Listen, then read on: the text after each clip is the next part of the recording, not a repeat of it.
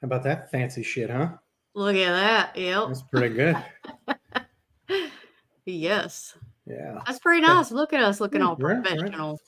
right. You just had to be careful not to dance to the music so nobody sees you doing Oh, I was over here getting down earlier, and then I was like, oh, it. wait, that might pop up really quick, so I should stop. Oh, goodness. So, hey, welcome to Crime on the Record.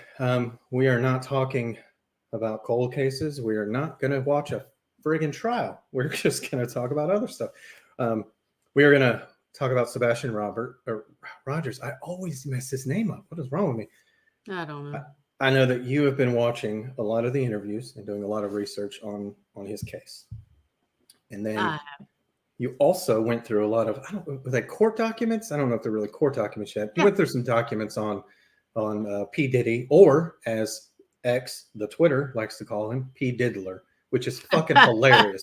It is That so is fun. my favorite one. I mean, obviously, if he is involved in sex trafficking, not funny to the victims, but it is funny that they call him that. And based on what you were reading me last night, he's El Fucko'd. Yeah, But his ass could be going to wrong. prison if that stuff's true. Could be wrong. Could be wrong. So typically, well, I mean, I guess this works out. I'm the host. It's my show. She is my permanent guest. So I'm just going to let you run the show today, babe. And I'll just throw in some color commentary along the way.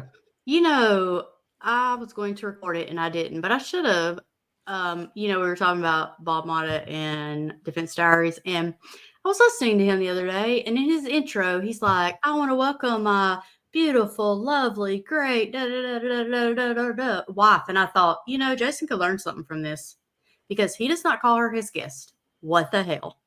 Well, I mean, I'm look, just going to throw that out there. I got a lot of respect for Bob. I mean, he sticks to who he is, and he cusses, which is awesome. And I guess he just loves his wife more than I do, because wow. because I'm never Wow.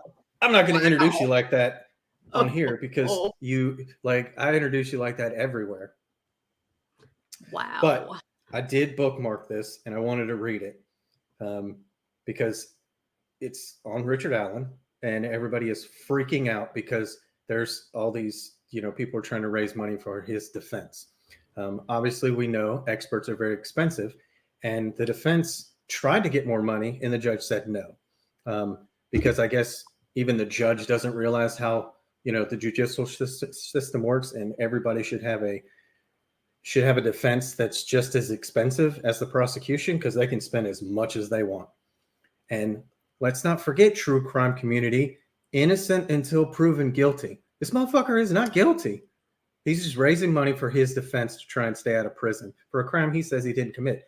But I thought it was interesting because Bob did say, and I'm going to read this fast because it's quite a bit. In this country, the United States Constitution provides that every defendant in a criminal case is afforded the right to a fair trial. In the prosecution of Richard Allen, the judges denied the defense's request for additional funds for experts. This means that the state, which has the resources to hire whatever experts it believes necessary to secure a conviction in the case, and has done so, and Allen, who is indignant, cannot hire the experts necessary to rebut the state's experts. Makes for a rather one-sided affair. Some may say that Allen is being railroaded. Some may declare this is a guarantee that if convicted, Allen will be granted a new trial because he wasn't afforded a fair trial. And then he goes on to say this, and I think it's important. He said, this is not a fundraiser declaring that Richard Allen is innocent. This is a fundraiser declaring that we as Americans are demanding that he get a fair trial. Yeah, no shit. So all you people that are out there be like, oh, you're raising money for a killer. No, you're not. No, you're not.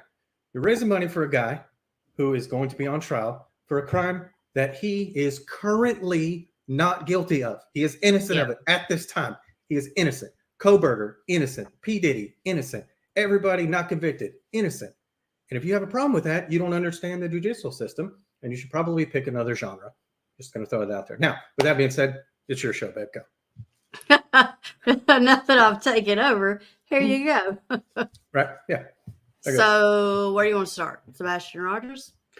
Yeah, because I'm feeling in a pretty good mood, and I'm going to save that for P. Diddy. Obviously, I'm not going to make fun of anything going on in the Sebastian Rogers case, because there's no winners here. Regardless of what may have happened to him, nobody wins in this case. Yeah. And there's nothing funny about this at all. So let's start with his case.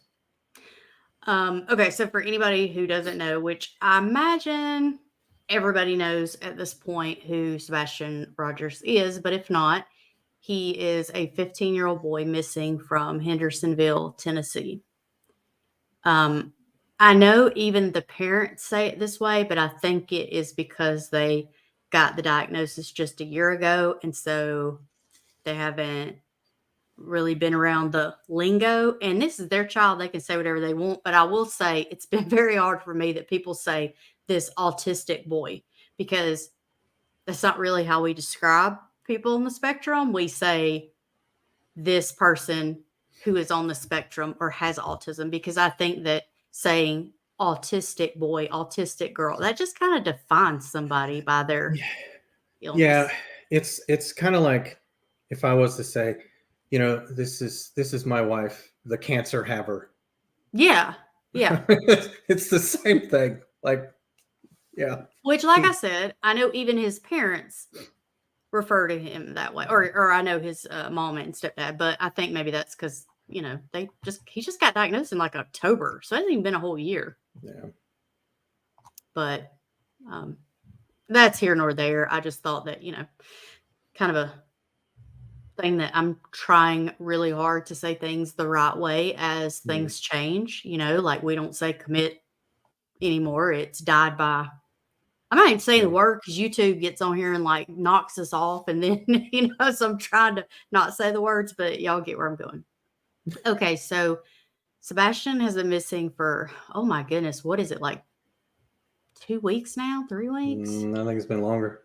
Yeah. I think it's almost a month, right? He went missing February 26th. So, wow. So over a month. It's been over a month. Oh my gosh. Wow. That is so sad. So his mom said that the night before she saw him, everything was great. They go to bed, wakes up the next morning. She can't find him. She goes to his room to wake him up. Not there. No idea. So I think people are a little up in arms because of the way the mom and stepdad have reacted to certain things and some of the interviews they've done. So it's been interesting.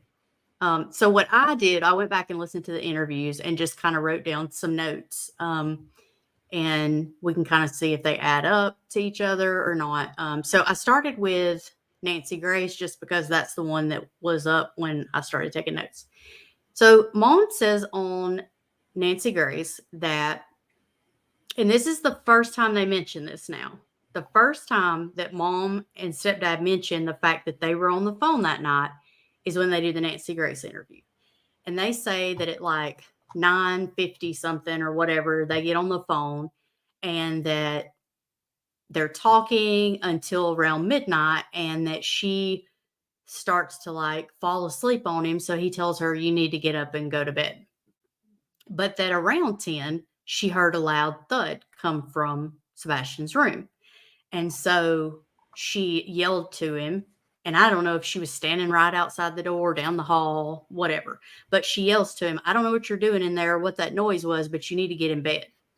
Which makes 1,000% sense. I've yelled that 1,000 times myself. Right. I mean, you know how many times I yelled on the hall, would you shut the hell up? I'm trying to watch TV. Because they're just so loud. So, I mean, it's kind of like we just recorded an episode on another missing persons case. And I said it on there as well. It's like these kind of things only look weird because of what happened afterwards. I mean, every parent, and if you don't say you're a liar, every parent has yelled something to that effect to their children once. At least once. Oh, yeah. I mean, I mean, I can't tell you how many times that was yelled at me as a child. I don't know what you're doing there, but you better get your butt in that bed. Right. You lost your goddamn mind. Yeah. Mm-hmm. So she says, so at first when he went missing and she said, he went to bed around 10 o'clock and then woke up in the morning and didn't see him, couldn't find him. People were like, man, that's crazy, but we're thinking, well, who knows? Maybe he didn't even go to bed. Maybe he went out the window. Maybe he did this. Maybe he did that. But then, Mom all of a sudden on Nancy Grace adds in, well, I did say something to him. And she says that he spoke back. So it's not just she yelled it. Like she said that she heard this thud. She says this to him, and he says, "Okay, mom," or says he's okay, whatever. So she spoke to him through the door, from, outside the door, another room, whatever, but she heard his voice. So from what mom's saying, as of 10 o'clock that night before, he was in his room. And then she wakes up the next morning and he's gone. They tell Nancy Grace that mom took a polygraph and passed. And so then so then Nancy asked Chris, the stepdad, if he took a polygraph. And he says, the police told me I didn't have to take one. I've been cleared. What? I mean, really? Look, I don't guess, know. but I don't know. I don't know much about this. I mean, I know what's going on, but let's be real. You do a lot of the research, and I just kind of listen to you while you're telling me when we're like laying in bed or whatever. But I mean, if somebody tells me they didn't take a polygraph, that's never suspicious to me. No, not at all. I mean, I just think it's wild to say my wife did, but I didn't have to. I mean, yeah, the I didn't have to part, yeah, that's wild. But if you went missing tonight, no, I'm never taking a polygraph test. Never. Would I want to find you? Yeah. Would you though? Because you don't even love me enough to introduce me as the co-host. So I'm just saying. Like, yes, but I do appreciate the income that you bring to the family. So even if it's not out of love, it's going to be a financial. I want to find her. But regardless of how much I do or don't love you, I'm never taking a polygraph ever. I would not either. I wouldn't either. Not in a case, not as a joke, not ever. So the whole I didn't take, or the part that he didn't take it, all right, but I was told I didn't have to. He just he just sounds kind of douchey. He may not be, but it just sounds like he is when I'm listening to this. But not a good choice of words. Yeah. Well, and two, because people forget or they never knew that polygraphs, they are not, like, we joke about them being a lie box, but they're not. They don't tell if you're lying. They read like your heart rate and your blood pressure, stuff like that. So literally anything can interfere with that. You could have a cold and took cold medicine. You could have high anxiety already. I mean, if you're on Adderall, which hell, all of us with ADHD just about are. I mean, so all of this stuff can throw the test. Why would you take it? There's a reason it's not admissible in court. Yeah, and all a lie detector does is it either has the cops say they're guilty or that guilty person was able to pass. That's all it is. Like, it's never a clearing thing. It's just a yes, we know it's him, or yes, we know it's him, and he just happened to pass it. So I mean, it's a pointless thing. It's very pointless. Yeah, exactly. Now that I could see, because I mean, it's not just I was told I didn't have to. That is yeah, that would be fair if I heard somebody say that. That's totally fair. Yeah. And he was, in fairness, in Memphis at work. He had been for a couple of weeks, I think. I mean, so we were listening to a different interview, and the mom was saying that because somebody was asking, well, does he talk to Sebastian when he's home or calls on or whatever? And she's like, well, because they were like, it's so odd that, because they said he had not seen Sebastian since like the beginning of February. And they were like, how has his stepdad not seen him since the beginning of the month, last month? And she was saying that he works out of town on these big projects in construction, which I've had clients that do. So I get that. So the only time he would come home is on the weekends, and he didn't always come home every weekend because sometimes they still work through the weekend. And so, I guess that weekend he did not come home, and maybe hadn't come home a couple weeks. That seems like a long ass time he ain't come home. So, but also I think Sebastian would go to his dad. So I guess dude didn't come home that weekend. The weekend before he was with his dad. But then that's another weekend before. That's 3 weeks he wasn't home. That seems, I don't know. That's a lot of not being home. Well, I mean, depending on what your job is. I guess, yeah. I mean, I went 52 weekends without being home in a row. True. So, I mean, it can happen. It can happen. Yeah. That's true. That's true. So, whole point being, he's in Memphis. So, Nancy's asking them about the house and all, and she's really wanting to know about lights outside. So they say that they don't have any cameras, that they have no ring camera, no security cameras, whatever, that they have lights all around the house outside, but they're not motion censored. They're, you got to flip the light on. And who the hell's getting up and turning the light on in the middle of the night? So, like, if they don't keep them on, they probably aren't on. But that they had 2 lights above the garage that are always on. So there would have been some light out had he went out. She did ask if he had the code to get in, and he had a code. So their door has a code on it. So the door inside the garage into the home, he has that code, but he did not have the code for the garage door.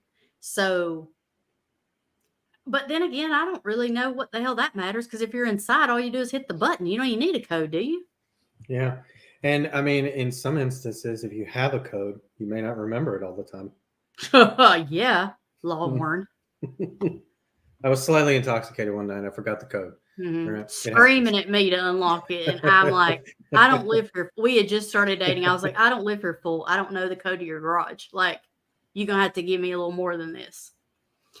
So she asked, one thing that sounded odd to me was she asked about cars. And I don't know why Nancy's asking all these questions. I mean, sometimes I like Nancy Grace. Sometimes I hate her. I don't know. And I never like her. So I mean, I want to like her because I like how much information she does tend to get at times, but she's such an asshole to people. I mean, there's like, never. I don't understand. Yeah, there's no reason to immediately start an interview very cunty. It's just, it's Like, so she just abrasive, so attacks. bad all the Yes. time. I can't stand her.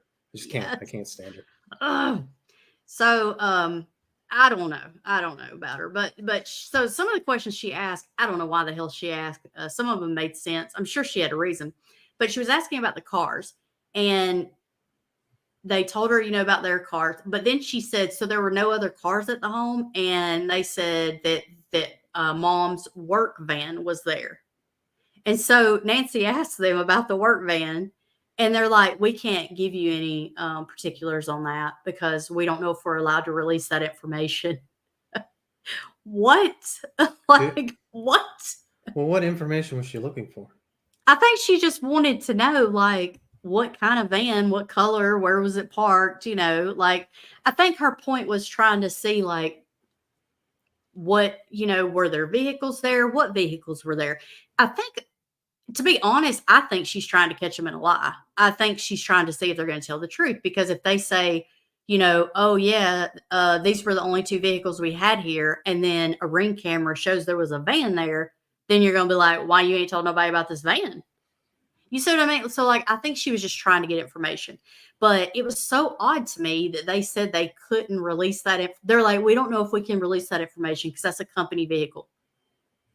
I mean, all the hell she wants to know is the color and stuff. Like, just tell them about it. But is it a company that they own?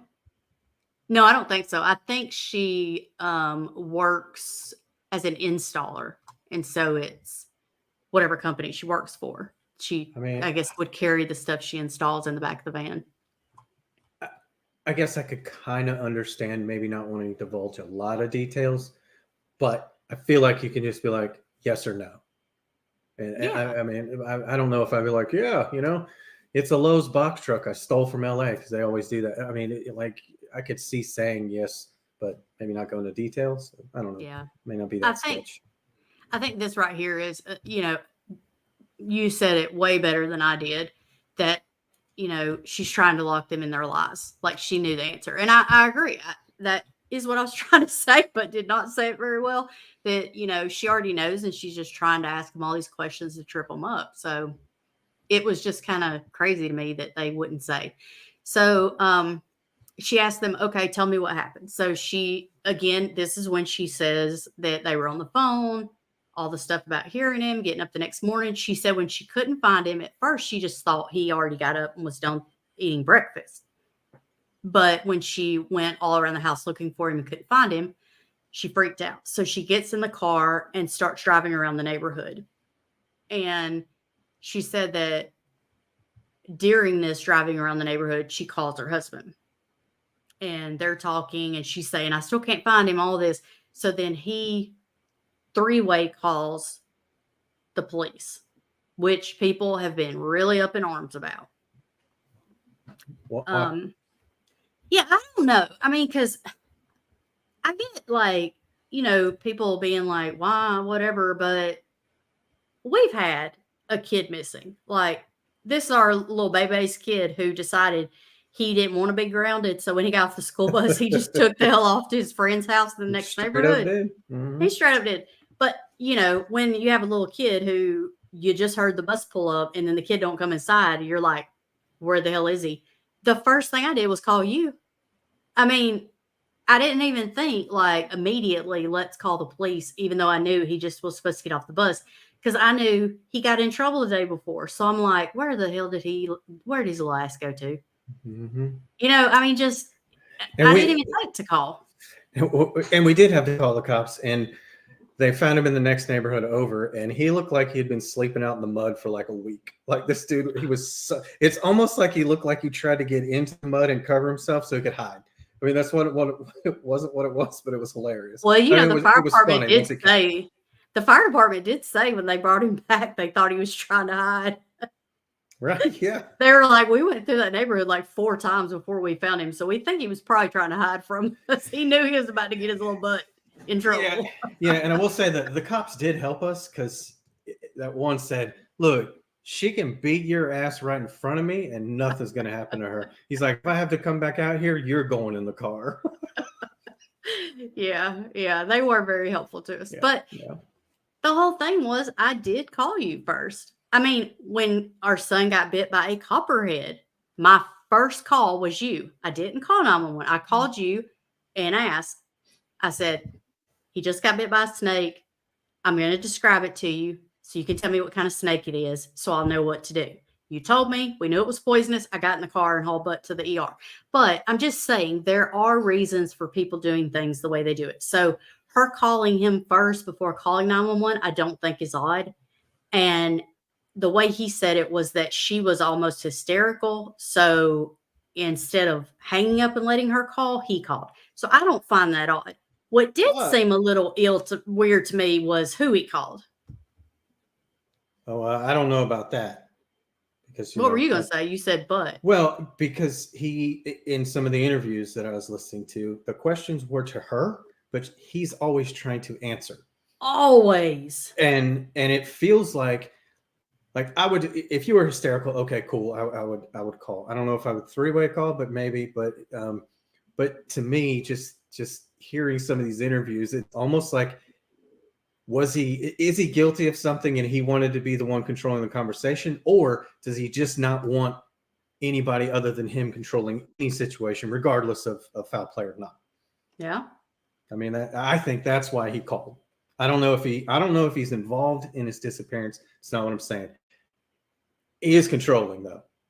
Yeah. Like there's no way around that. You just watch interviews with him. She's asked a question, he answers it. He's constantly just jumping right there.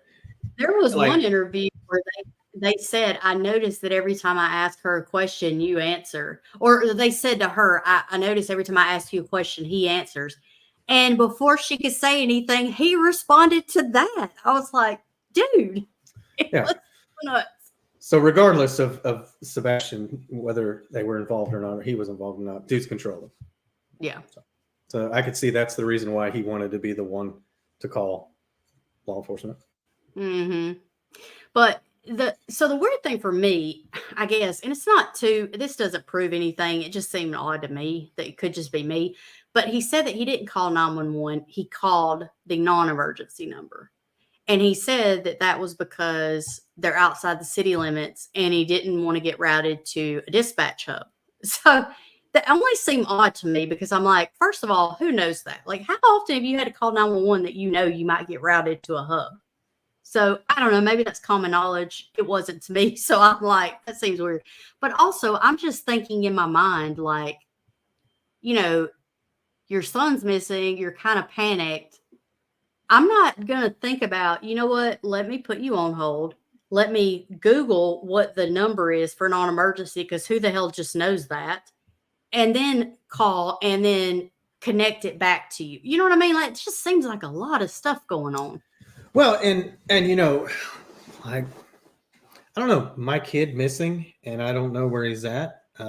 Sounds like a fucking emergency to me. So I don't know how a Right? non-emergency line is the one you're going for. You're like, fuck it, he'll turn up. Let me just call Carl down at the station. I don't want to talk to a dispatcher who might actually send help. Like, hey, no, call 911. Right? It seems so odd to me. Okay, so she asks him about, there's been a lot being said about him talking about in an interview that he spanked him with a belt. And so Nancy asks about this. She's like, have you ever spanked him? He said he swatted him one time with a belt on his buttocks or bottom, or however he said it, for lying, which seemed kind of interesting to me, because on one of his other interviews, he said that he hit him 3 times and that he couldn't remember what it was for. So I'm like, well, dude, which is it? Look, if you're going to hit your teenager for lying, and it's not going to be once, you're going to be beating the hell out of that kid forever. Like, you can't hit your kid for lying. And I don't know what the No. laws are. I don't know what the laws are in Tennessee. I know here in Alabama, as long as it's an open hand on their ass, you can spank them. As long as it doesn't go out of control, obviously. I don't know about belts. I know we can't hear. But also, like, I don't know if lying, your kids are going to lie. Shocker. Yeah. Spoiler alert for you guys that got babies. Your kid's going to lie to you a lot. So. Okay. Hold on. So let me go through this here. So Nicole says he was 3.5 hours out of town, so I don't think it would have been routed to the right place. Okay. I'm with you. That's fair. I see what you're saying there. I'm like, okay, that's fair.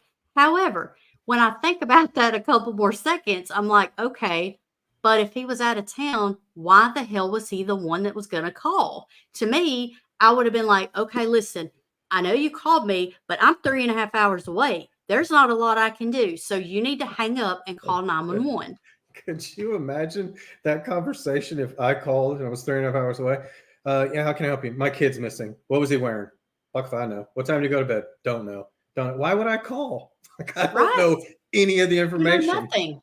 Like, and then also, why wouldn't that have been your reason for not calling 911? Because if Nicole thought of that, anybody can think of it. Wouldn't he have thought of, like, I would have thought of it if I had been him and 3 hours away. Because the second I went to call, I'd been like, well, wait, this 911 here ain't gonna do me no good. I'm not gonna get routed to my house. So, like, why wouldn't that have been the reason? But he already thought up this whole elaborate, well, we get routed to a hub, so da da da. I'm like, did you just think this up? Like, I don't know. Maybe it's just because he seems sketchy to me, but. Well, this may be why. Okay. All right. But still. Now, I know people are going to be like, okay, he was out of town. You know, I get that. I get he was out of town. I'm not saying that he hurt the kid. I know he was 3.5 hours away. However, it makes me wonder, along with the fact that he continues to answer questions when she is the one being asked, if he also made that 911 call or emergency call because he don't want her talking. I wonder if he's worried about what the hell she might say. So he's like, all right, let me call. I'll handle this. And 3.5 hours is not that far away, especially if you've done some illegal shit. Like, we drove our kid to Legoland. It's 3.5 hours away for an hour and a half there, and then drove 3.5. So if I did some illegal shit, 3.5 hours, I mean, that's nothing. Like, I mean, why wouldn't I drive that? So I mean, the distance, I don't know, but I do believe like he was just trying to control everything. Whether he did anything or not, I don't know, but he's just yeah. You're right. It could very well be just because, you know, that's his personality. So it doesn't mean he did anything. I will say a lot of people have been questioning this 3-hour phone call though now, because they got on at 9 something and she went to bed at midnight. It's like, so somebody made the comment of, how do we know he didn't just, what they called each other about what happened. Like she calls him because something happened. He leaves his phone on, the line open, and then drives home. I don't know. But I mean, it is something to think about. I mean, that's what I'd do. I mean, you know. So, Yeah. Hold on. Yes. That. Yeah. Absolutely. Yeah. It's normal for kids to lie all the time about everything. yeah. I mean, they lie about everything. Yeah. And I mean, let's be real. Did you lie when you were a kid? Yes, you did. I mean, Yeah. they all lie. Like, yeah. I mean, obviously, if it's a bigger lie, you know, that's different. But I mean, kids are going to lie every day. I mean, I don't work with kids anymore under the age of 12 just because, oh my God, there's something. But when I did work with kids, okay, here's the reason I don't work with kids because parents, okay, because it's usually a parenting thing. And every parent, they don't want to hear that. They basically want to drop their kid off and be like, here, fix them. I'll pick them up in an hour. Okay, that's not how this works. But parents suck. I'm just saying. Like they tend to suck, a lot of them. And I remember though I can't even tell you how many parents, if you know they did it, do not ask them. Why are you asking them? You're giving them the opportunity to lie and piss you off. You Yep. know they did it. Stop asking them. They're going to lie. If you're a child and you don't want to get in trouble, you're lying. It's self-preservation, man. Like kids don't have that kind of mindset that we do. They're going to lie. And when you don't know what the answer to the question is when you ask, if they don't lie to you, you know it's the truth. Because it's like, they're like, damn, I'm not even going to lie about this shit. They already got me. Right. Yeah.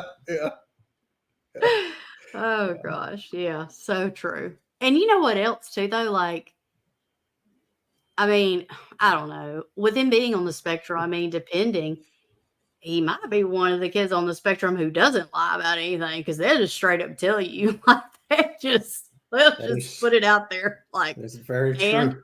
I mean, so right? I don't know. How do I look? You look fat.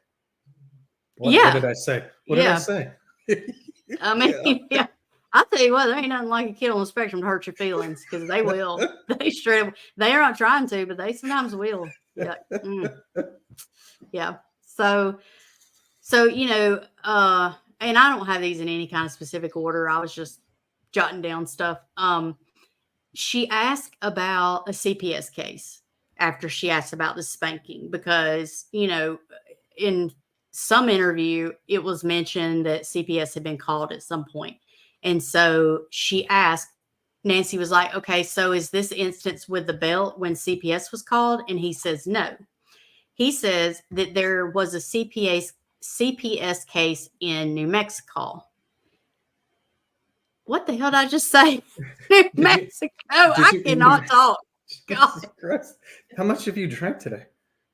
That Mountain Dew. That's it. Like, I don't know. What is New Mexico? We haven't been on here in a while, okay? And y'all know my jaw with this TMJ, so it may just be I'm slurring my words here. I don't know. But his explanation, it would make sense, except for DHR doesn't open cases for that, and they're not who would be doing it. So he says that his ex-wife and his daughter live in New Mexico and that he couldn't get anybody to answer the phone. So he called and wanted a welfare check done to make sure his child was okay and that they opened a CPS case.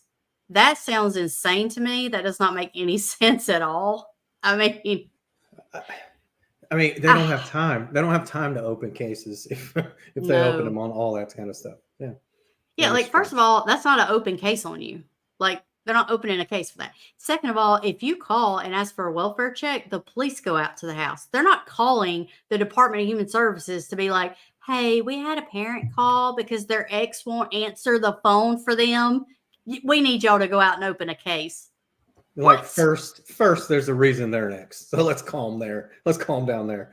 The other thing is I guess they would send out, CPS workers and mental health professionals for these areas that want to defund the police, because who wouldn't want to go out to every domestic violence situation or any kind of welfare check where somebody may be hurt? Because, instead of a weapon, go out there with your master's degree, babe. Make a difference.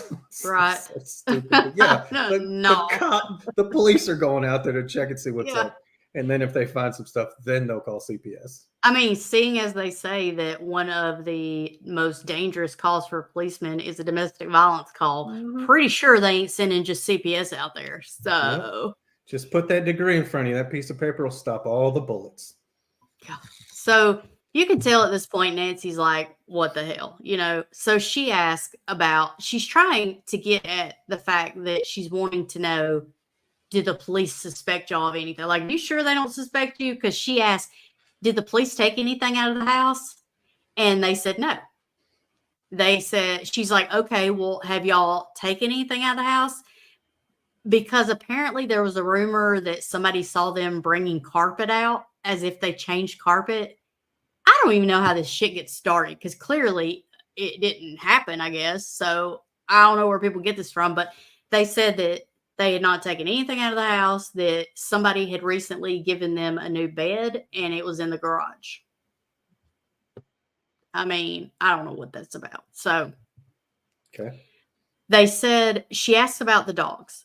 So they say that at least 3 dogs that came out hit on the retention pond less than a half mile away.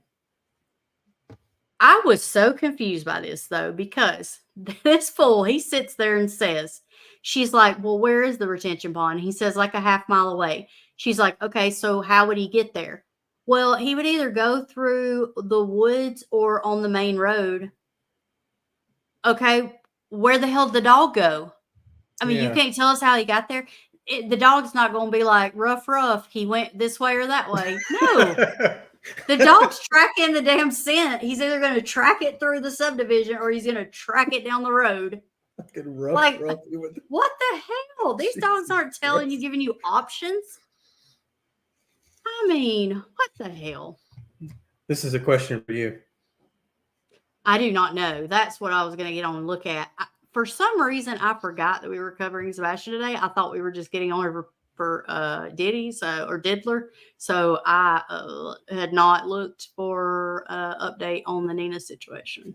But you do realize, like, this was your idea, right? Like, yeah, I said something about yesterday about getting on with Sebastian, and then we both got busy and we didn't have time to do it. And then last night in bed at like 1 o'clock this morning, I was like, oh, hell, they released some court documents about the old Diddler. Let me go look them up. Yeah. Okay. So, fair. You could, get on Twitter or somewhere and look while I'm giving all this information. I'm just saying, but whatever. I'm not doing it. Make yourself useful. So, I'm here. So they say that the 3 dogs hit at this retention. And I mean, she asked them this like 100 damn times to make sure. And every time he's like, yes, she's like, how many dogs? 3 dogs hit out here. He says they then checked it and drained the pond, but nothing was found.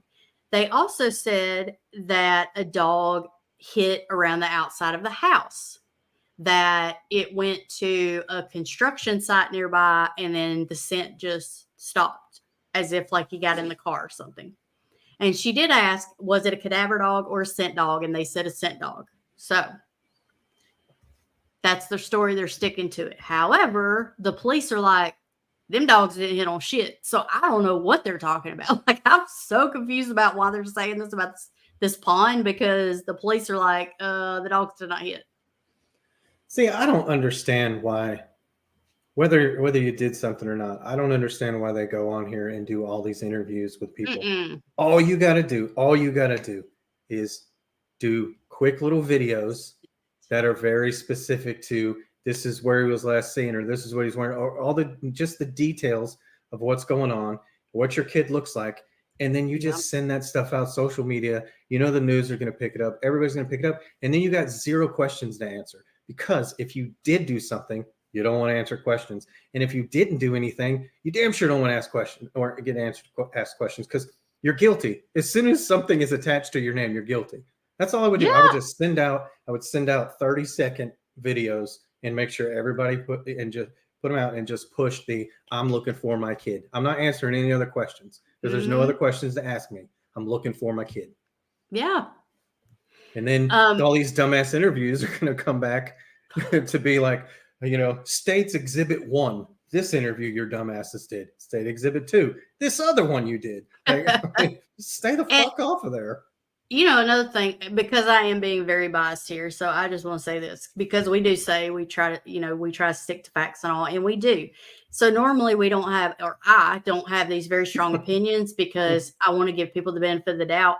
But when they got in the car and headed the hell out of there when their kid's still missing, that's too much for me. So I don't think very highly of this mom and stepdad. So it is what it is. So I know people, I don't want anybody to be like, well, you're being kind of biased. Yes, the hell I am. So there it is. Yeah, but we're not saying they did it. We're just saying no. Some of their stuff sounds a little sketch. Yeah, I mean, it's okay not to like people. I mean, I do that a lot. That's my whole day a lot of times. So I mean, there's nothing wrong with that. What? No, I was going to say, what about this? This little. Okay. So apparently, Chris tried to call in to Trev on his show while Nina was doing the interview, but he ignored the call. And everybody's kind of curious as to what he would have said. I'm curious too. I gotta tell you though, I tried to listen to that woman's call, and I only got through like 20 minutes of it. We put it on 2 times speed, and she still was like a damn sloth getting her words out. I couldn't listen to the shit. My name. I mean, right? Christ almighty. I thought they talked slow in the South. Oh my gosh. Christ. I mean, if she was a client, I'd make a killing off her because I wouldn't get the intake done for 6 sessions. Like, spit it out, princess. Jesus. So slow. Yeah. I mean, God love her. I hate to say that, but jeez. Okay, so she's asking about how they've interviewed all this stuff, what they've done. They said the police had searched all their electronics. They did search the cars, and that dogs were in the car. I guess I would imagine cadaver dogs were sniffing the car to see. Yeah, because I mean, just a regular scent dog should. I mean, they should hit on the car. That wouldn't be shocking. So yeah, I mean, it would have to be. They said that so she asked what he was wearing the night before, and she said black sweatpants with a white stripe down the side and a long sleeve white top that had either Minecraft, Star Wars, or something else, but I never could catch what they were saying at the third thing. So apparently there's like a few things he's into, and most of his shirts are little animated shirts like that. Which, and I assume that's boys. Yeah, and I assume that since she didn't know exactly what he was wearing, she had something to do with it. I mean, I'm sure people think that. I couldn't tell you what our kid owns, and I bought it. I couldn't tell you what it was. Not in a million years. If our kid went missing, I'd be like, look, just look for a really shitty haircut, and you'll find him immediately. Well, I think it's because that's what he was wearing when he went to bed. So she just assumes that's what he was wearing. So I guess she saw him before bed, but I don't know. That's horrible. Don't say that. What if Cam watches this? He'll be so upset. First, he shouldn't be watching this. I mean, I don't love the kid's haircut either, but it's the style. He knows how I feel. I tell him that. It's not like it's a secret. Like we've talked. Leave that boy's hair alone. So in the middle of this interview, Nancy has like a panel. Yep. Yeah, exactly. Especially if he wanted to change it, then you don't go stop him. But yeah, that's a good point. Yeah. Oh, sorry, didn't mean to go ahead. So Nancy's got other people on the show. So one of the people is the founder of Cajun Navy, and then another one, I don't know who the hell the other people were, whatever.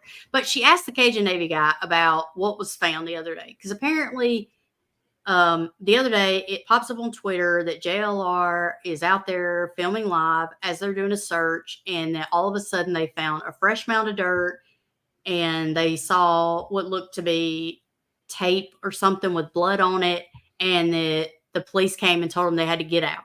They had to clear out. So at that point, everyone thought his body had just been found. Then they came back and were like, it doesn't have anything to do with Sebastian. So there's just random bones out there. Like, what? Is this a random fresh grave? So nobody knows what the hell was found, if anything. Nobody will talk. So I don't know what that's about. The Cajun Navy founder did not say what it was, but he said it wasn't connected. But I got to tell you, this Cajun Navy situation is a whole other thing. Like, I don't even know if these people are legit. That's a whole new scam going on, apparently. Yeah, I've not like paid attention to it other than Cajun Navy versus YouTubers, and I was like, what the fuck is going on? Oh my gosh. It is, I don't know. So apparently, the Cajun Navy, there is like a reputable, actual Cajun Navy organization.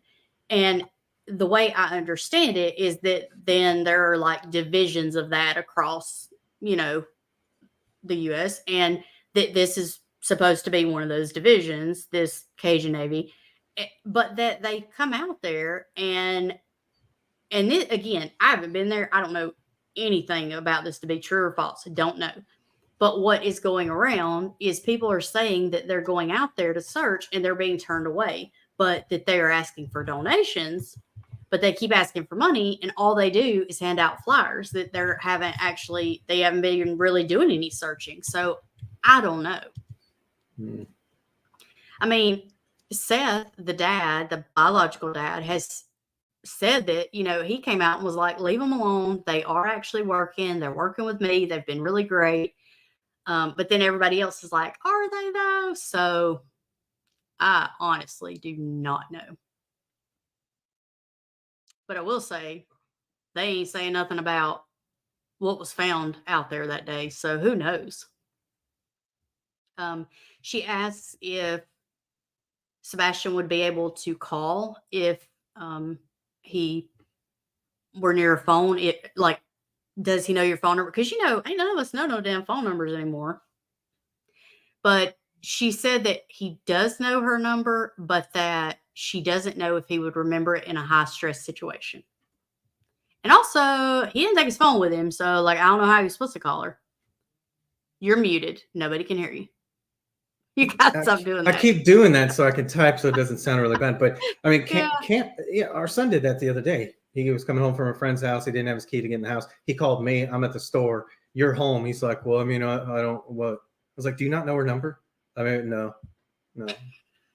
And this is a kid that's just trying to get in the house after a sleepover. Oh gosh. And hang on, because this hair situation is really like a thing that's going on. And so he's got a perm, which was fine when it was short, but now it's so long, it hangs over his eyes. I swear to God, this is what I thought of. Like, that's what it makes me think of, because it hangs down so far and you can barely see his eyes. So just imagine that's a brown perm where the hat is, and that's our kid. That's what he looks like right now. Wow. But he has an appointment on Wednesday. It is true. Yeah. But that's what he looks like right now because it's so long. But he has an appointment on Wednesday. We're going to get it taken care of. But now we can move on from the hair. Goodness gracious, I tell you what. That's so ridiculous. Okay, so I'm just trying to read through this to make sure I left off at the right place. So they ask about the polygraph questions, and Katie, the mom, said that when she was given the polygraph, they asked her, did she know where he was? Did she hurt him? Did she hurt someone? What the hell is that about? Like, who's this random someone? And then some other questions, but she didn't say what they were. So, I mean, I don't know. She passed the polygraph, but again, we don't know if they're, actually detecting anything. But what is the hurt anyone? I have no idea. That didn't make sense to me at all. When you were a senior in high school, did you beat the hell out of anybody? You did? Well, I guess you did this to your kid too. Like, what does that got to do with anything? She asked Chris, though, if he would take a polygraph, and he said, yes, name the day and time, and I'll take it. Now, that's just foolish. Well, here's the thing, too. Like, does anybody think that's really going to happen? Because I don't. Like, is Nancy even really going to call him for one? I don't know. And if he was to pass it, do you think that's going to change anything? No. Yeah. No, nothing. Oh, nothing. So this is the part that annoys me, is the fact that they have now gotten into their RV and both gone back to Memphis. Now, I understand the stepdad going back to Memphis if he has to. I know it's not ideal, but he is the stepdad. There are two biological parents who can be out there searching, and they still have to eat. Yeah, the and he mortgage still has got to to get keep his paid. job. Yeah, Yeah. yeah, yeah. So, like, knowing that there's a biological mom and dad, I don't know. I don't know his boss. So, like, I don't know if his boss would let him take a leave of absence or if he can even afford to do that. So, he may need to go back to work. But why would she go with him? That is too much for me. As a mom, there's no way I'm leaving my home when my child's missing. I'm not doing it. I'm No, just no. not. But and the answer they gave was so stupid to me. I was like, is this bitch for real? Because she asked, why are you, she said, do you believe that Sebastian's alive? And she said, yes. Nancy said, well, then why are you leaving? And this lady had the gall to say, we're searching everywhere. He could be anywhere. As if she's going to damn Memphis to search for this kid. Are you kidding me? Really? Like, I'm sure that's where he went to. Memphis. Doesn't everybody run there when they run away? I No, mean, you run away from that city. You go to Memphis. You go to Memphis if you want to die. Just saying. I mean, that's a scary ass city, and we live in it just Birmingham. was so ridiculous. Right. I mean, how does he get there? Like Right. he didn't even have his phone so he could catch an Uber. So, I mean, how did He he get didn't have there? no damn shoes. I mean, Like, where was he gonna go? It's so ridiculous. I mean, that is because I mean, there's no other than the stepdad going there for work. I mean, there's nothing. There's no other reason there to go there, right? God, no. I Uh-huh. mean, so ridiculous. She did say that, like, when people started flipping out about that, she came back out and said they were getting death threats. I mean, I don't care. I'm not leaving my house. Like, if I were getting death threats, I do understand being concerned that some crazy, because we all know these crazy ass people, like somebody might show up at your house, but I feel like I'm calling my mom or my brother or somebody and saying, hey, can you come stay with me? I'm a little nervous because of this. But you have parents who stay 20, 30, 40 years and never move because they think their child just might come home one day. And how could they leave? Yeah. And this kid's been missing for a month, and mom's like, you know what? He might be in Memphis. Let me go check. I mean, What? there's nothing funny about the situation when it comes to Sebastian. I mean, like I said at the beginning, No. there's no winners in this case, because if he did go somewhere else, there's a reason he left. So I mean, there's something's going to happen at the end of all this. But I mean, you don't leave the house. Like if say your brother had this issue going on, and there's like we would just go up there and it would just be like we'd have roving patrols around the house with M4s. Like nobody's Yep. coming in the house. Like you just got to Right. do what you got to do. Like you don't leave. And here's another thing I did not know, but found out recently. This lady was trained as an MMA fighter. She was in the military. Like, she understands how to fight and protect herself. So I'm not buying that she's some wiltering flower. Like, oh my God, I'm so scared. Somebody might come get. She ain't scared of no damn body. Come on. Now, I will say, based on my experience, there were a lot of wilting flowers in the military with me.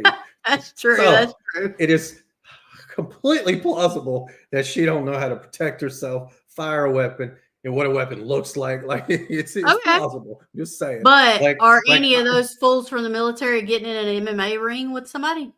fuck, I don't know. I'm I just don't saying, know. I don't see it. But All I'm that's just saying is me. I've looked dudes in the eye before and said, "You are not going on patrol with us. Get your ass back in the top. You're not going to get us dead. Like you're not going with us. You're going back in there." So I mean, I don't know. I don't know. Yeah, I mean, I don't know. It just seems odd to me. So, that was that interview. If anybody else has got anything to add, okay, there very well might be other stuff that you thought seemed, important. I just didn't. That was the gist I got out of it. The other interview I watched was okay. Let me say first of all, I don't think I watched all the interviews because these bitches have been everywhere. I can't keep up with where the hell they've done interviews at. Okay, And that's and what I'm second of saying. all, they're long. Like I don't got that kind of time, so I don't know that I listened to all of them. So like I listened to some of the interview with Terry Lynn that they did, the one with Nancy Grace. I kept trying to find this Smiley one, and it took me forever to find it. And by the time I did, I was like, I'm tired of listening to this shit. I've been listening to this for like 3 hours. I'm out. So I don't know that there might be other stuff that they have said that contradicted. So if there is, let us know. You know. Now, Okay, go hold ahead. on, hold on, hold on. I got a question about this whole shoes situation. Um, like, like, people on the spectrum, they have like, well, I mean, hell, you do, but they got issues with like, I know textures on foods and some other things. So like, is like you don't walk around our house without shoes on, No. and you're weird as hell. So I don't know, like, I don't know if you would have left the house without them.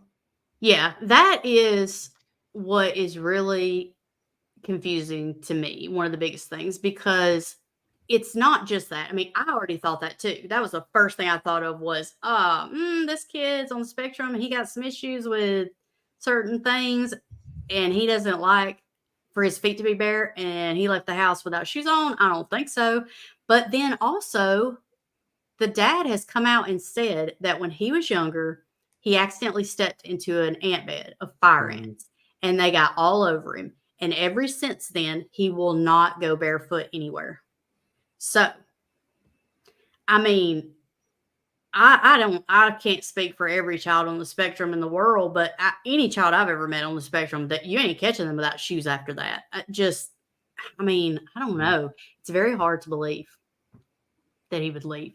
But then I think Nicole said something somewhere in here about why would they lie about it? That's the same thought I had. Like, you could have lied. Like, nobody else knows how many damn pairs of shoes he had. So they could have easily just said, yeah, I think his Nikes are gone. Like, nobody would have known.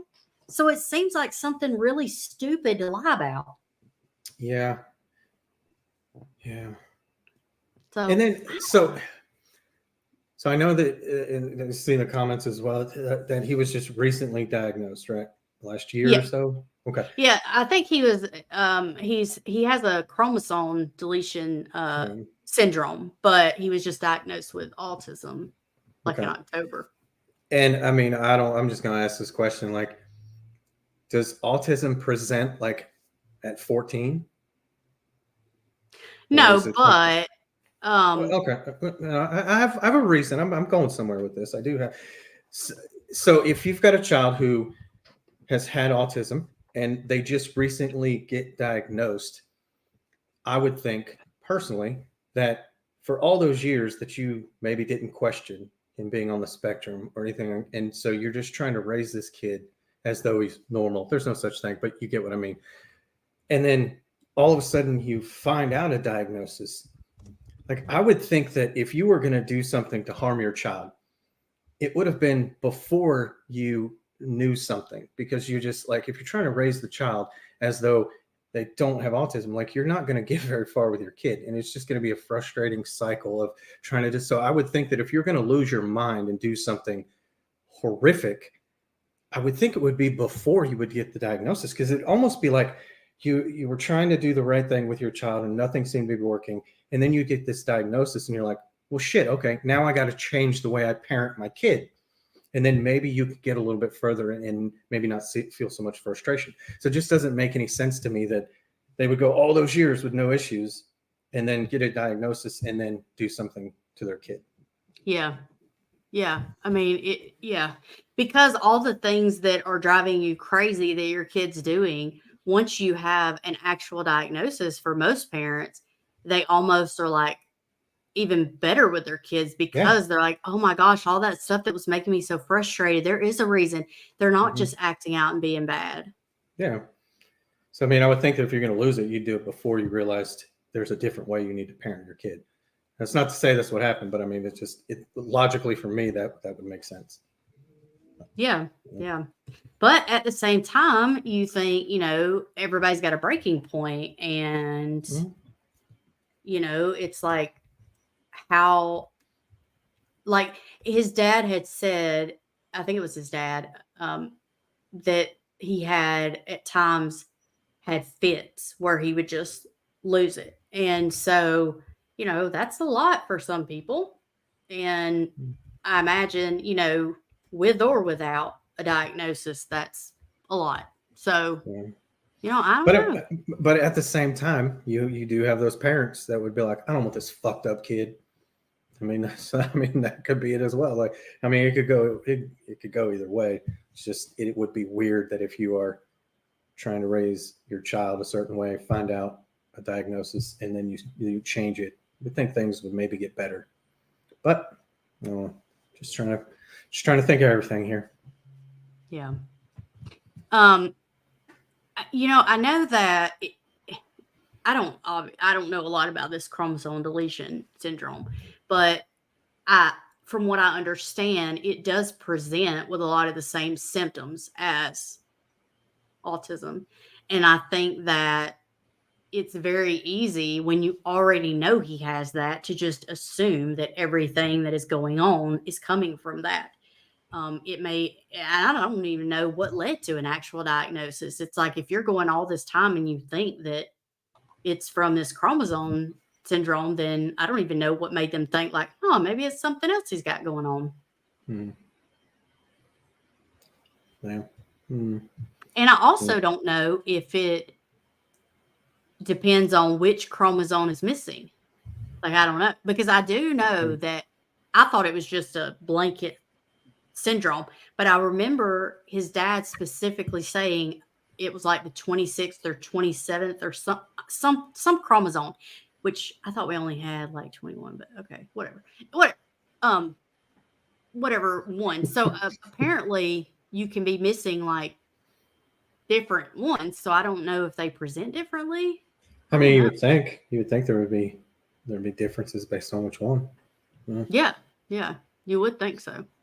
So did you see anything about him mocking Sebastian? I don't know if that was in any of the interviews you picked up. I don't that you watched. think so.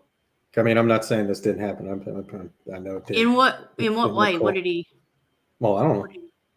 This is all the information I have right there. Well, I was asking Nicole, like you know. I mean, yeah. I mean, I can see that as well. Yeah. Yeah.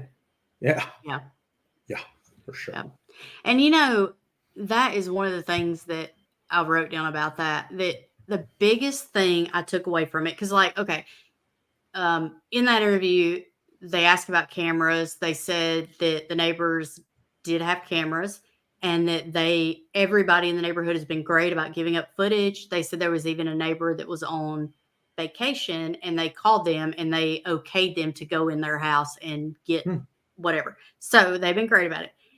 He also made a point to say that the police had checked their phones to check the call logs and make sure that they were talking from like 9-something to midnight. So, all of that information is whatever. But the thing that I really took away from it was that he seems to be so rude when talking about Sebastian and so impersonal. It's like he does not talk about him with any kind of love to me. Like everything he has to say about him is negative in some way. Like, I don't know. All I could think was this child's 15. And if he is just out there, like if you're as a parent, like you don't want to think the worst. So you're thinking he's coming home. He ran away. He got mad. He ran away, whatever. He's coming back. Then you should be thinking like this kid's going to come home and have to go back to school. He's got to be around people. This shit is being broadcast all over the nation. So why are you saying all this stuff that's going to embarrass him when he comes back? Like he talked about, they said something about friends. And he said, well, if he had any, he's like, he doesn't have any friends. I mean, he wants friends. Like every birthday and Christmas, he just asks for friends when we ask him what he wants. And I'm like, why don't you tell the world that? You know what? Like, here's the thing. Like, if Sebastian was to ever come across this and see it, stay the fuck away from your mom and that fucking horrible person that's a stepfather. Stay the fuck away from them. Go find your dad. Go find somebody. Stay the fuck away from them. Like, they don't deserve you. You deserve better. Stay the fuck away. I mean, there's show the whole world me saying I don't give a shit. Like, stay away from them. Like, they're horrible fucking people. Because I mean, he's already got he's not making friends because he's a terrible person. Fucking kids are horrible to each other.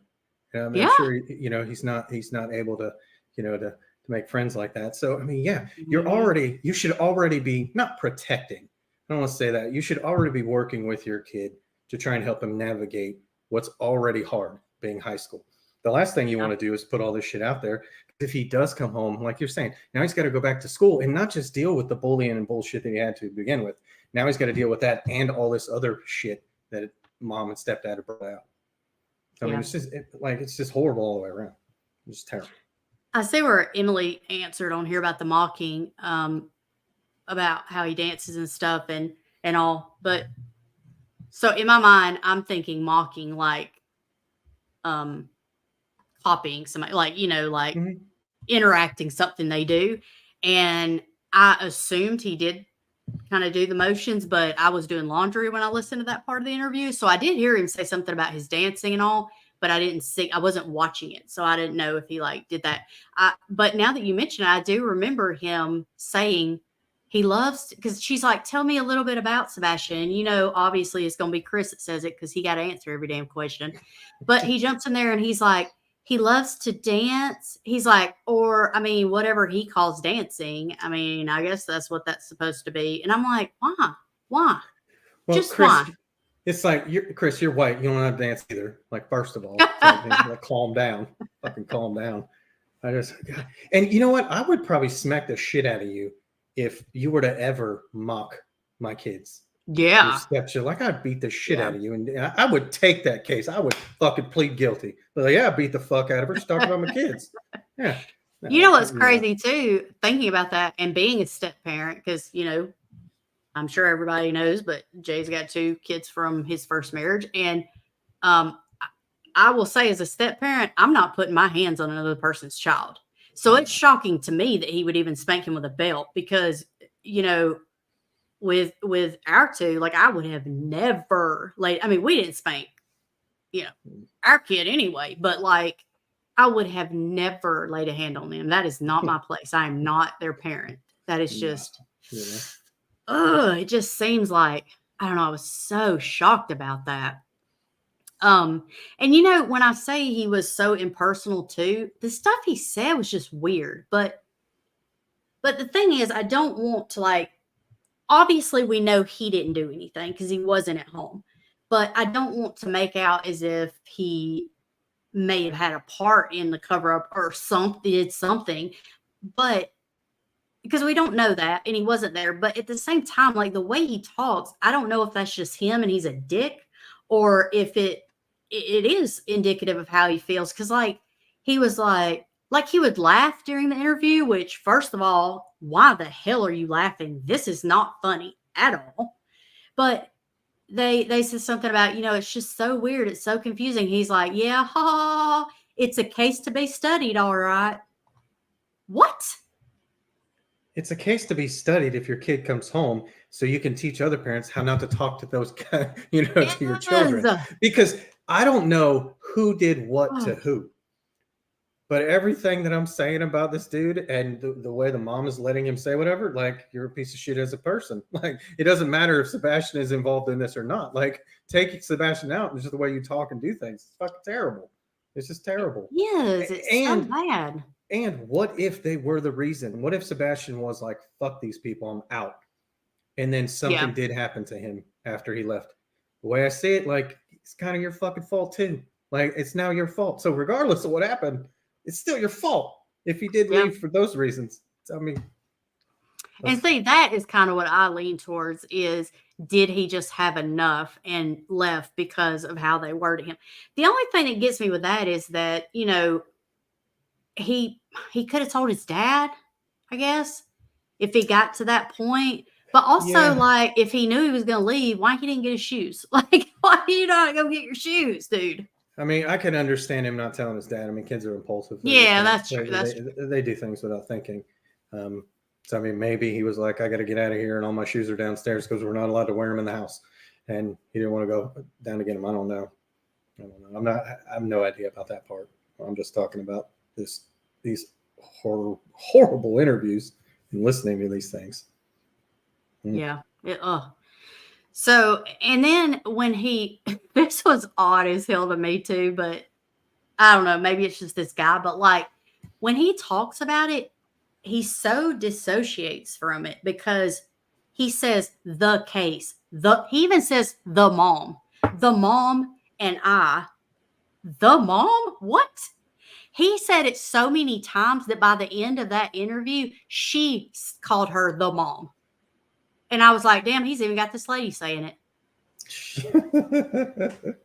He was like, yes, the case is baffling. And, me, the mom, the dad, I'm like, it's like everything revolves so much around him that they're just like extras. So he's like, the Right. mom too, not this lady sitting right beside me, Katie. Like, it just was so odd. He's I just a know. weird dude. I know how the conversation on the drive home would be if we went somewhere for an interview and I didn't refer to you as my wife or Candace. Like, I know I get my ass beat on the way home, guys. This was going to happen. So, I mean, this chick, this bitch here, like, just your wife. Maybe. Yeah, I maybe mean, Sarah, we joke around, about being the, guest and all, and you not introducing me nicely, but like you always speak very nicely of me to everybody. So like, if you were just like the mom and talked over me, oh my God, I can't even imagine. Wow. God. I cannot even imagine. It wouldn't go well. I know that. Yeah. I don't know. Okay. So then, and I don't know why I had such a hard time finding that smiley. I just could not find it. I don't know if I don't know how to spell smiley. I'm slow or something, but like I looked for it like 50 times and couldn't find it on YouTube. So I gave up and I went and started looking for interviews that Seth did, got notes from them, and then just happened to come across the smiley interview. And then I was so tired, I only watched a few minutes of it. So I guess I need to go back and watch it. But from Seth's interviews, I wrote down a few things. So some of them we've already talked about, like he was saying that the diagnosis of autism was only this past year. So, we did already talk about that. Another thing that I found out, though, that I didn't know is that I guess because of the syndrome he has like fluid on the outside of his brain, I think, in a spot. And so they have to be very careful that he does not have any kind of hard hit or anything to his head because it could truly hurt him. So another thought I had, and again, this is just my opinion or thought, just throwing it out there, not accusing, but knowing that she is trained as an MMA fighter, like, could she have lost her temper and accidentally shoved or hit or grabbed or did something a little too forcefully and he hit his head? I mean, I just don't know. I mean, everything is a possibility right now. Yeah. Yeah, could have, but I mean, I don't know. I mean, obviously, like I'll talk about people, but I'm not going to be like, yeah, that's what happened. I mean, but it is possible. Yeah. I mean, it's very possible. Yeah, I just hate, I guess I hate saying anything. I mean, that's the whole point in talking this stuff through is to, think of things. I just hate that like people fall down these crazy ass theory holes. And I'm like, dude, really? Like you're just trying to sensationalize. So yeah. I don't ever want to seem like that, but. Yeah, I mean, there's nothing wrong with discussing theories and speculation as long as you're not like that. It's fact. It's what happened. I mean, anything could have happened. Like, I mean, anything could have happened. You can talk about this. Yeah, I was about to click on that too. I mean, I don't know if you can tell in my voice, but I'm about Southern as it comes, and I do not say like I will say I do call our son the boy a lot of times, but it's just I'm like, the boy's talking to you. Yeah, but not if he was missing. But no, not like that, Yeah, and just like, and it was so odd. Just the whole way he talked about him, Derek. The whole way he talked about all of it was so impersonal. Yeah, but if you talked about him lovingly and referred to him as the boy, it would have a different connotation. Like it wouldn't seem so harsh. Yeah, because it would just be different. But yeah, no. So Seth was asked, and again, Seth is the biological father. So he was asked about, did Sebastian ever say anything to you? And he said no, that he never complained about his home life to him. Now, I mean, that doesn't mean anything. That doesn't mean that something didn't happen. But I mean, I was a child of divorce, and I know how, my dad did not always love my stepdad. And so, that is not, I wouldn't have, I remember being pissed at my stepdad at times, but I don't think that I ever would have gone to my dad and said anything because I know what would have happened. My dad would have showed the hell up at our house and lost his damn mind. And that's like, all you want as a kid is for your parents to get along. So I wasn't trying to start a fight. So I never told my dad anything that, that I would get mad about. So I could see him not doing that. Mhm. The only reason I said that about calling his dad is because I was thinking if he got to a breaking point of being willing to run away, if you're going to run away anyway, why not call your dad at that point? Like, I just wondered, Yeah. why wouldn't you call your dad then and say, something, but it's whatever. He did say, go ahead. No, I was just going to talk about speculation a little bit more. Like, I mean, yeah, no absolute certainty. But when you're like, you know what, I Googled the case and it took me to a Reddit page that took me to a Facebook post, and I saw somebody on MySpace say that their cousin knew, and that's what fucking happened. Like, yeah, I mean, that shit is ridiculous, but it happens all the time. I mean, that's why a lot of people don't like people talking about true crime. Because they're just out to like witch hunt, but yeah. It's just, I don't even know. Okay, so let me see where I was at. Okay, so they asked about how he was at his house. Other than that, he said he never talked about home, saying anything bad. He did mention in one of the interviews that Sebastian was supposed to move in with him. So he wasn't even going to be at mom's much longer full time. Like, the whole plan was for him to go live with dad. And I mean, he has already enrolled him in school at dad's. Like, dad's already enrolled him in school. This is a done deal. Like, this isn't even like it's still up in the air. They've tossed the idea around. Like, this was the plan. Okay. Were they going to have to pay child support? No, Okay. because he did say that. And I know that because he was on an interview with Dolly.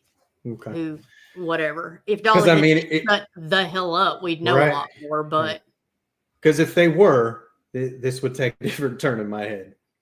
Because from what I understand, they lived in a almost $700,000 house. So I mean, if you can afford that, your child support payment's going to be pretty fucking hefty. So I could see. No, but he did say on there that they've never done child support. That they always wanted to keep it out of court, so that they've always just whatever he needs, they get him. Like, if he's like, if she calls and says he needs new glasses, I'm like, okay, how much do you need? I'll write a check. So I don't think money in child support's ever been an issue. So it wasn't like that. But he did say that this was supposed to happen last year, and then mom backed out and said no, that he was going to stay. So I don't know. But it apparently was serious enough that dad's already enrolled him in school. So, I mean, in the interviews, he was asked about how the house was when he got over there. Because, when she called and said he's missing, dad's like, I'm on my way.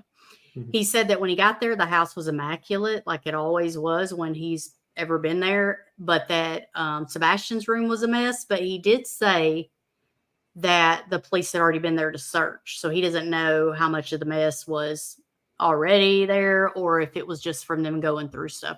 And I only mention that just because so many people have been out there asking about, his comments about the house. So, Chris had said and it may have been on Smiley's interview because I did find it and watch a few minutes, but I remember him saying on some interview that, oh my God, we all get along so great. We're all like best friends. I mean, this is not verbatim, but that's basically what he said.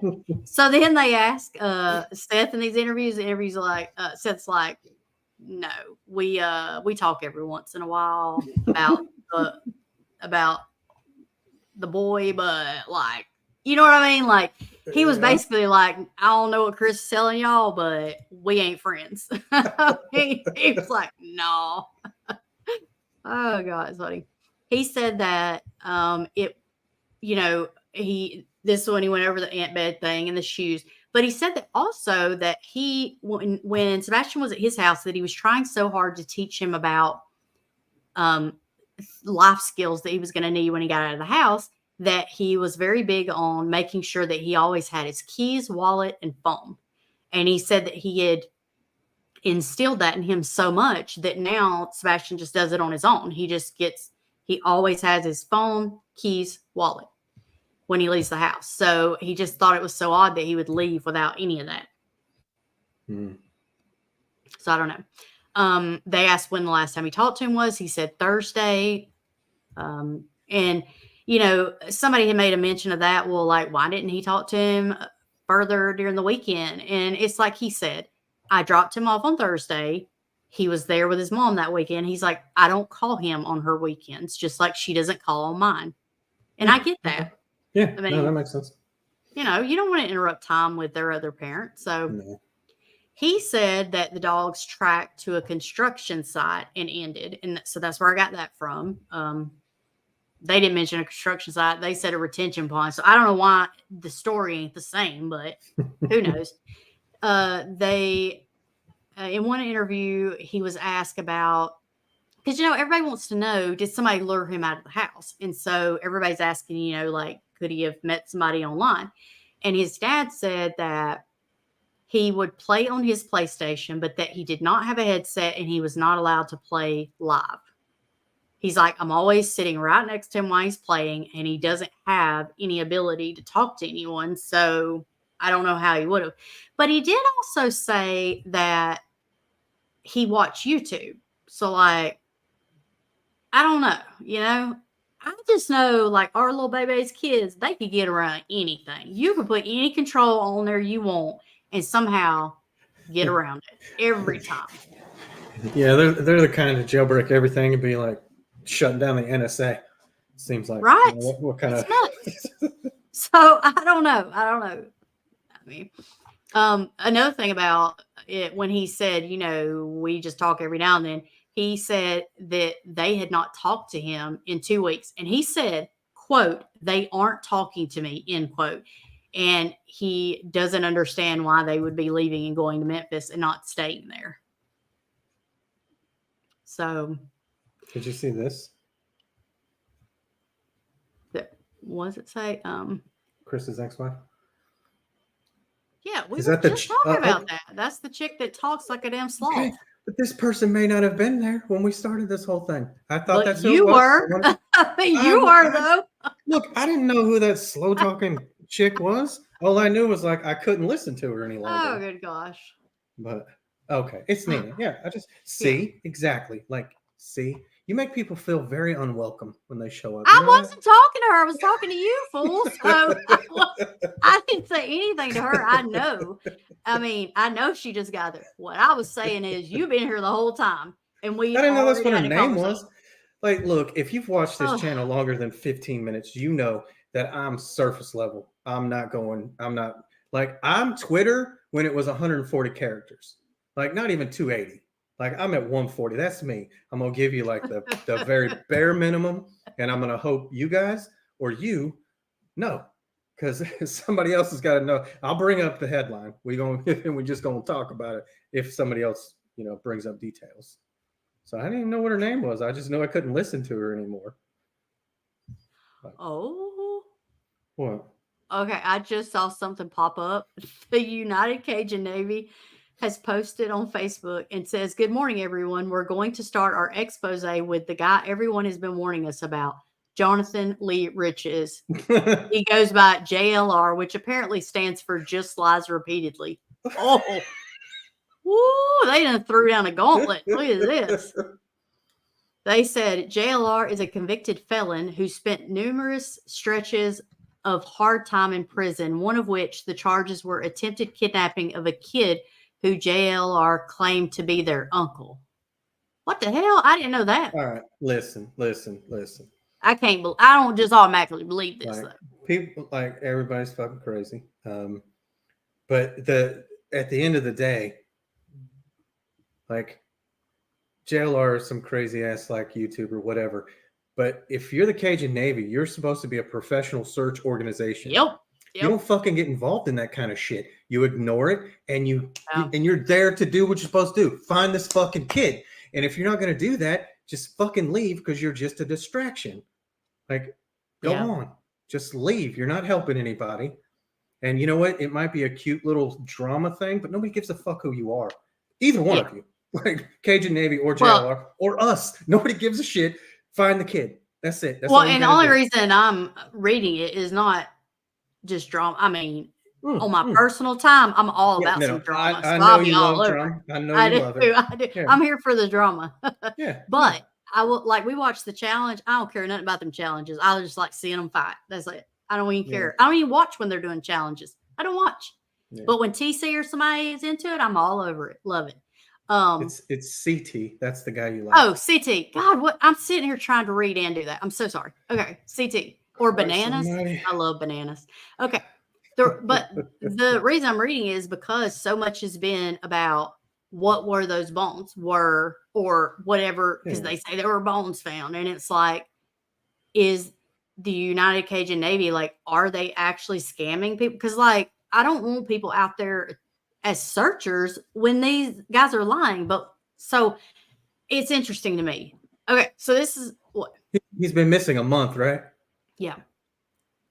I mean, fuck, just bones. They just found, like, you don't skeletonize in a fucking Right. 30-day window, right? Right. Like, Yeah. I mean, exactly. I may not be a medical examiner, but I'm pretty sure that shit doesn't happen.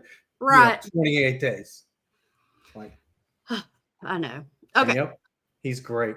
I know. I love. Do you watch the Traders? Do you watch the Traders? They've got UK, American, and Australian. Yeah. Amazing. Traders is great because it's a reality show that you don't have to really like try to buy into, that it's not scripted. I mean, it's pretty good. He was on there. You should watch them. They're great. It's amazing. It's the best show. I love it. Sorry.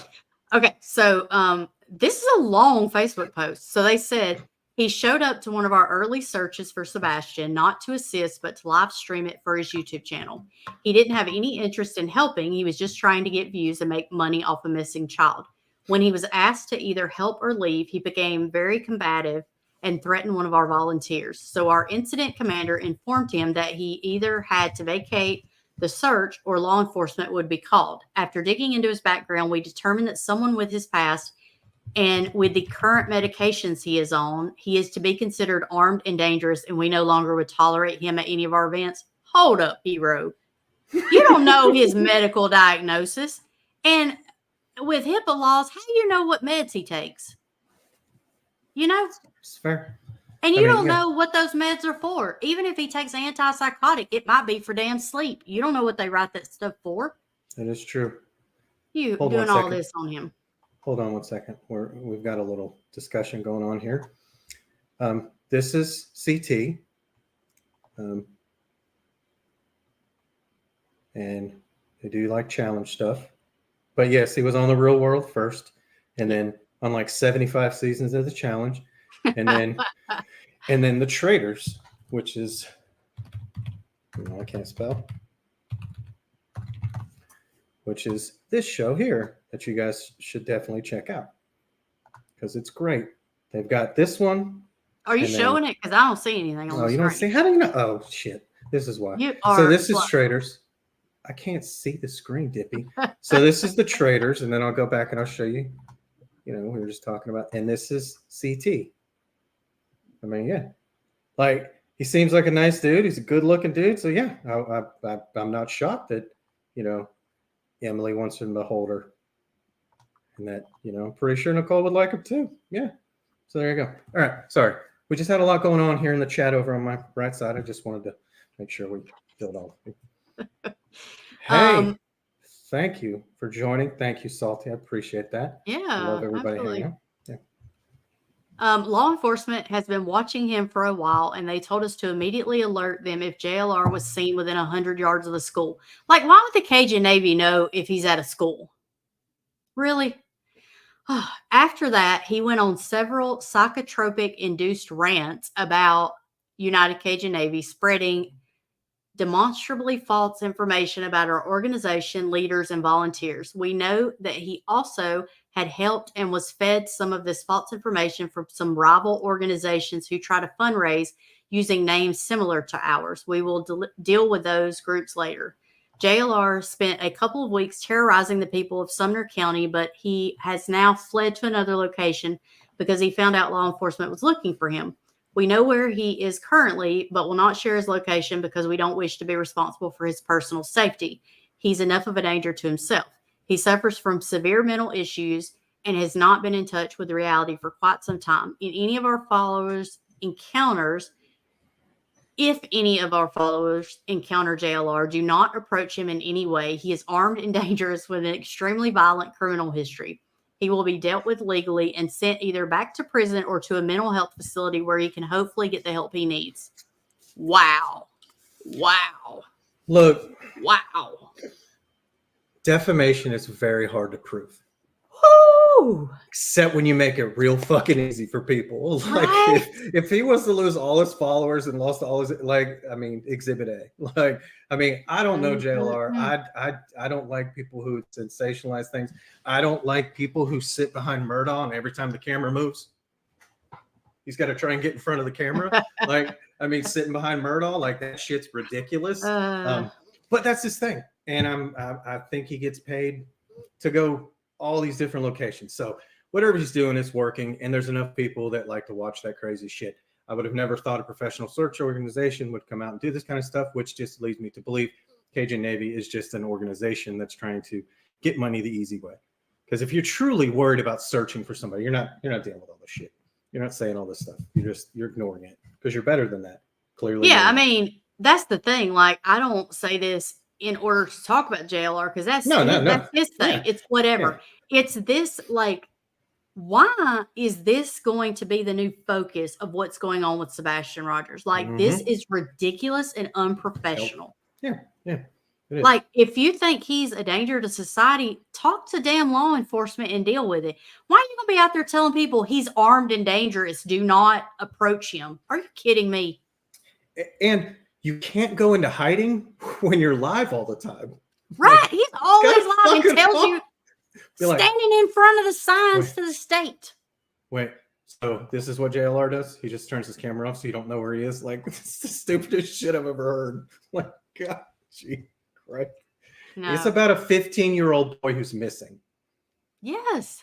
Yeah, get your micro penises, put them back in your pants, and start looking for the kid.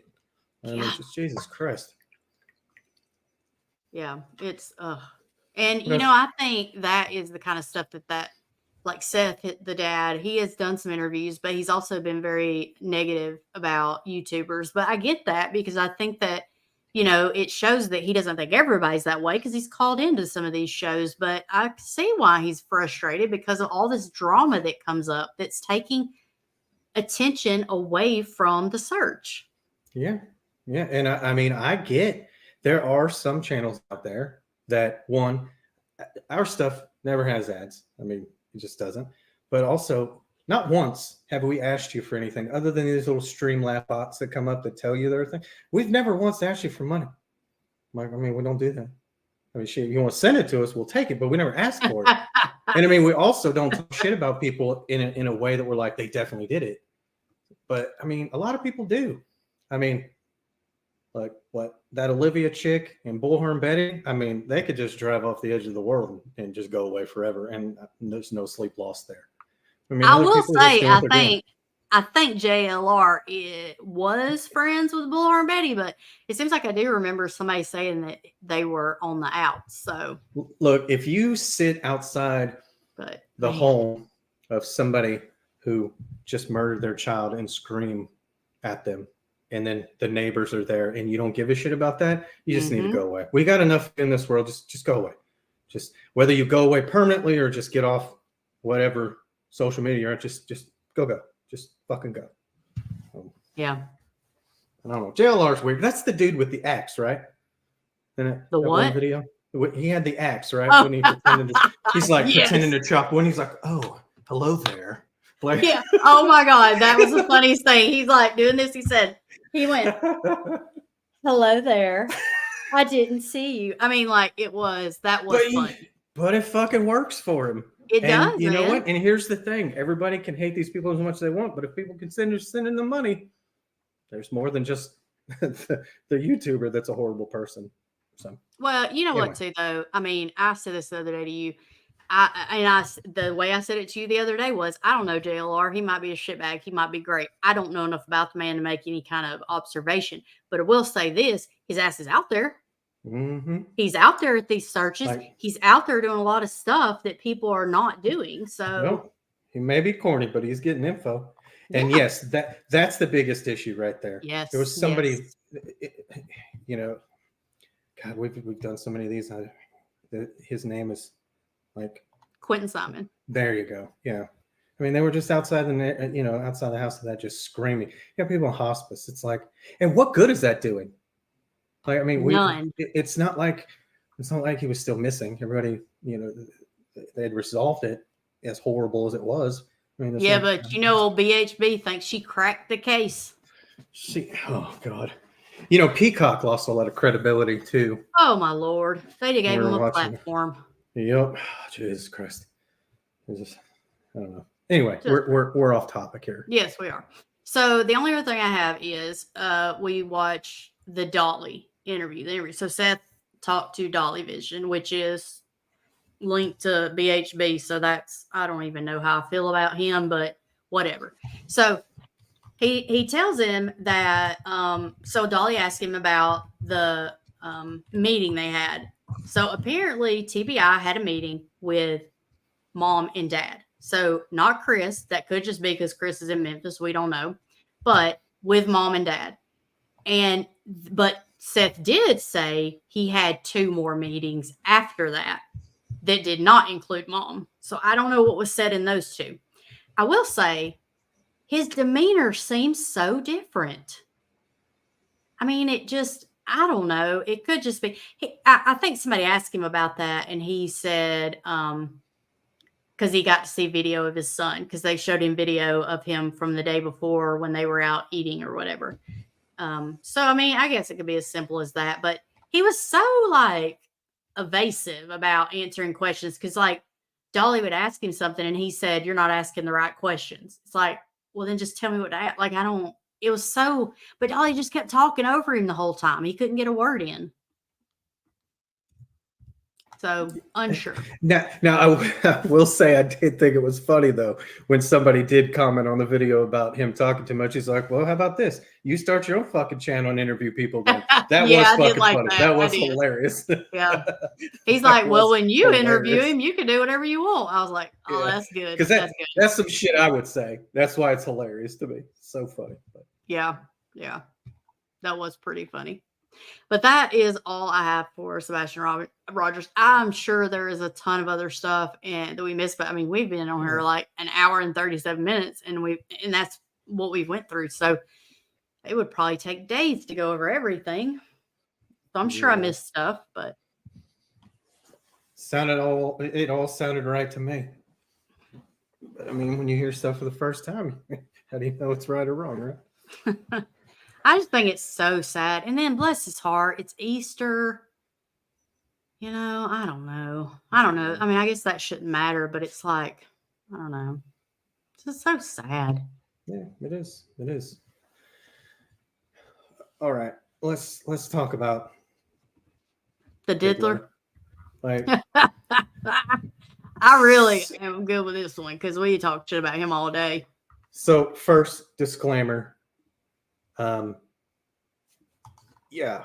I mean, that's kind of the way that when I listen to these things, that's the way I feel as well. I mean, definitely seems like okay. So let me say this first before we even start talking about this shit. Victims of human trafficking from anyone, people that are forced into being sex workers, people that choose to be sex workers on their own, anything like that. We're not talking about them. We're not talking with like anything I say, any jokes I make, not about them, not about victims. And if people choose to be sexual, let them. I don't give a shit like that. It doesn't affect my life. Also, I don't care about that part. Like they're one thing. However, like this shit between P. Diddy and 50 Cent is fucking hilarious. It is so funny. Goddamn. Like, I mean, old Curtis is like, oh, so I mean, he's trying to get custody of their kid because he's like, that bitch was a sex worker for Diddy. Fuck her. It's like, God damn. And I mean, just all the stuff, like all these Ooh. people are like, I got video, I'll testify, I know what's going on. And like we talked about it last night, because her and I, we talk a lot, shocking. But it was it wasn't the FBI that raided the houses. It was Homeland. And that means something. Like, that's different. Because I mean, you think about it, like Trump shit was searched by the FBI. Like, Homeland wasn't even involved in that. Like, you get Homeland in your house, there's some shit going on. Like, they don't just bust up to anybody's house. Yeah. Like, that shit is out of control. Like, That's some international shit right there. yeah. I mean, if I was P. Diddy, I'd already been in another country where you can't bring me back. Because nah. I mean, he's like, I don't know. I know you went through all those documents, but this shit, like, there's some legs with this one. I don't really feel like we're speculating much when it comes to this, because I mean, human trafficking is, I mean, it's horrible as it is. But I mean, all those other things, these are what, tax evasion, they're alleged tax evasion, drugs, guns. Like, this dude's gonna have a RICO case on him by the time it's all said and done. Like, you go from billionaire to prison, oof, it's gonna be a rough transition. Yeah. Absolutely. So what is some of the stuff you found? Oh, I was just making sure you was done, you know. Oh yeah, no, I know. Yeah, like, yeah, I believe you did too. Of course, I do wonder that. Yeah. You know, fame also. I mean, you give $100 million to a 20-year-old kid. I mean, they're going to do what Justin Bieber did. Let's be real. I mean, anybody would. Shit, I'd do that right now at 45. But all right, I'm good. Go. Your turn. Okay.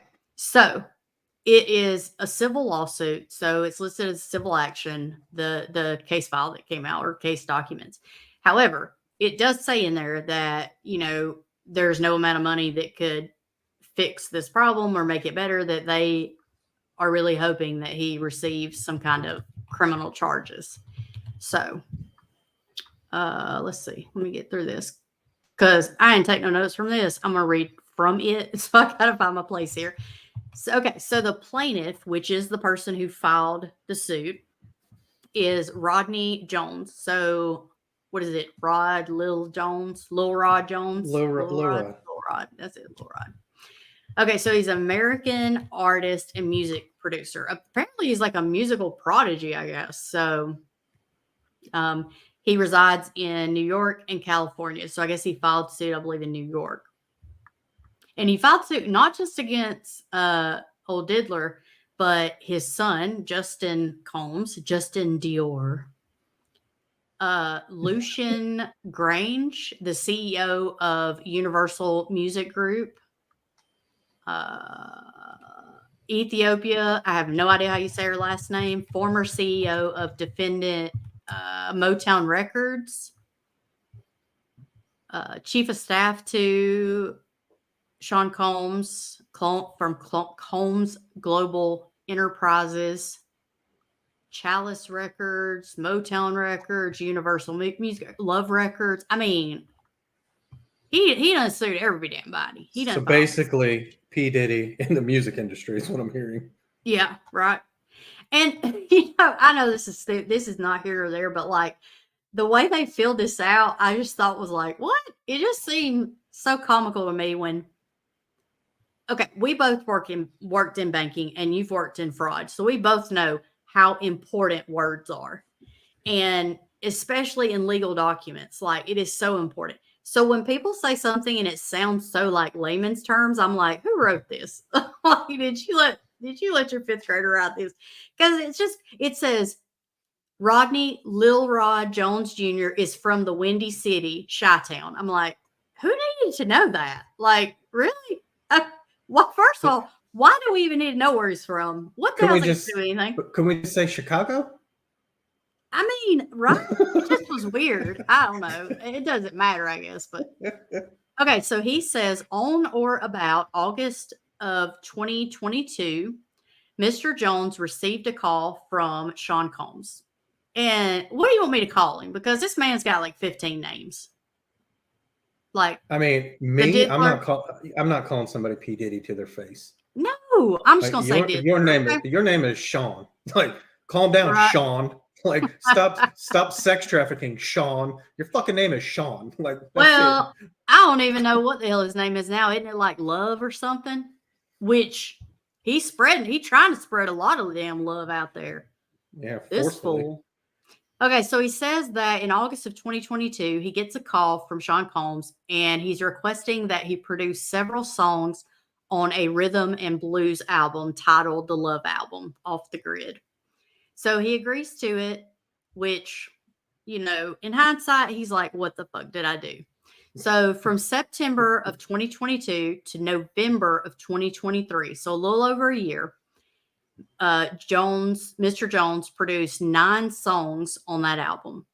And during this time, he lived with the Diddler. So it says he spent holidays, birthdays, and missed major family events. He resided at Diddler's. I'm just calling him Diddler. That's what I'm going with. It sounds like a knockoff McDonald's character. Like just I the mean, Diddler. it's not any more. It's not any more ridiculous than P. Diddy. Ooh, No, P. Diddy. I agree. It's just funny.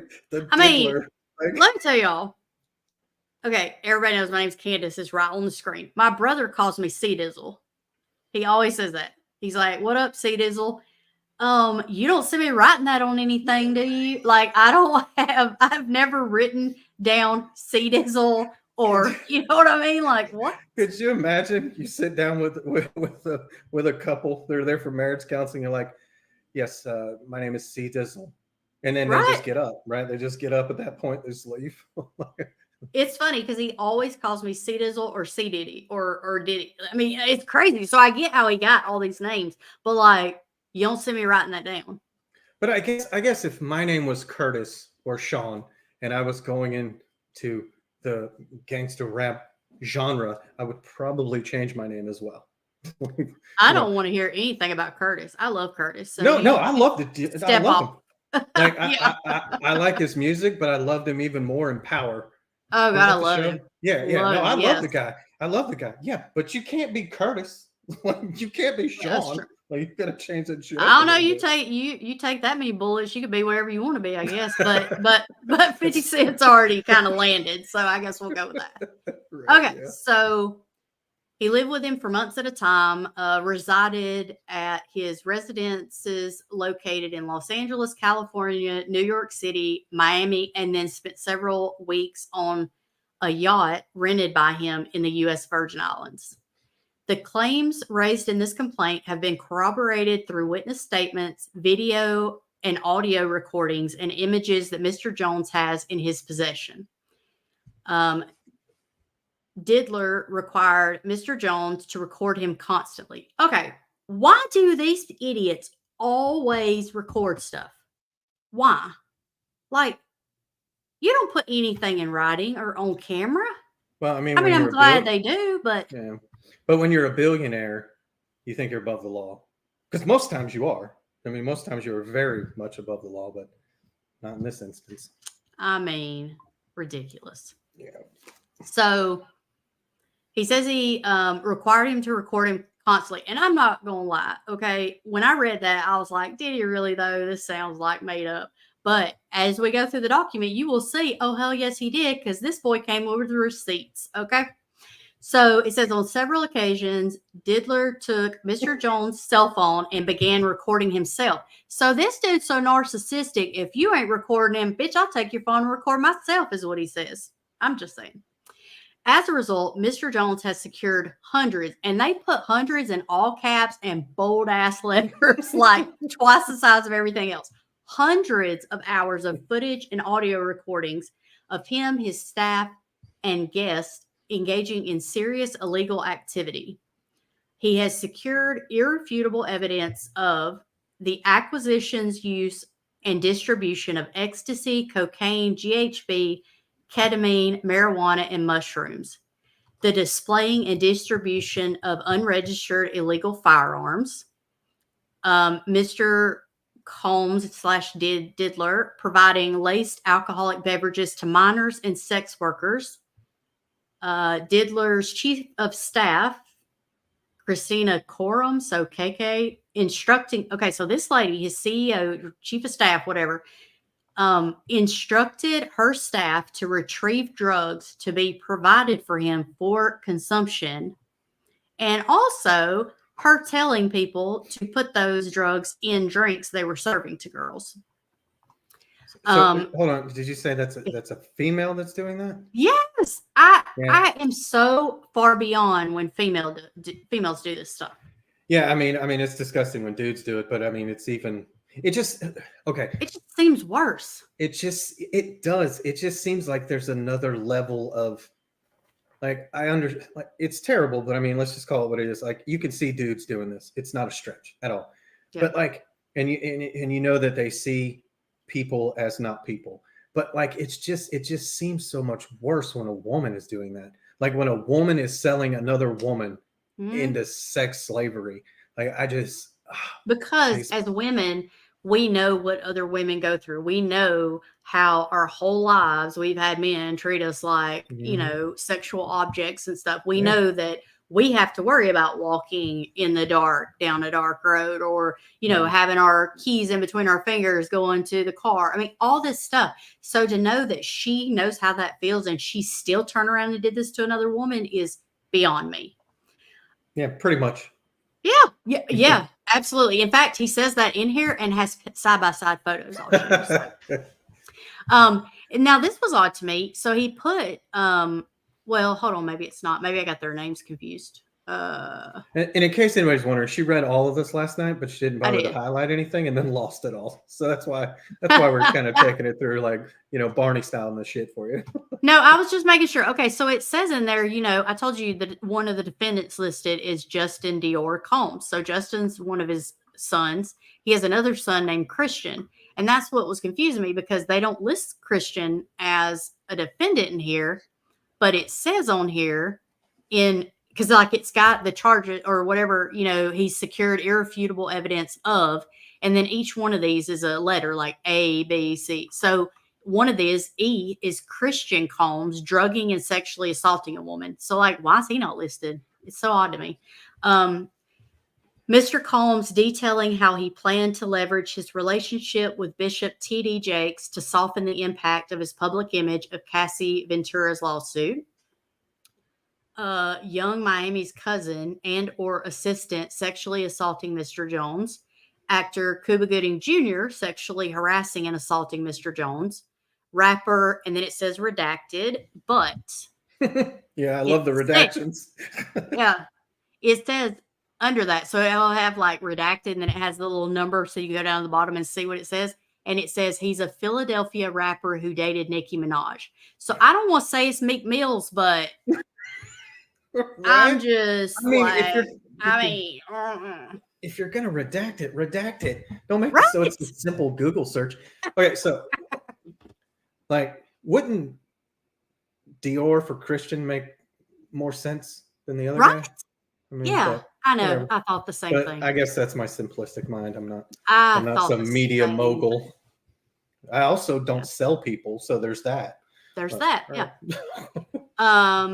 So okay, the rapper on Mr. Combs' yacht, consorting with underage girls, sex workers, and R&B singer redacted. Hold please.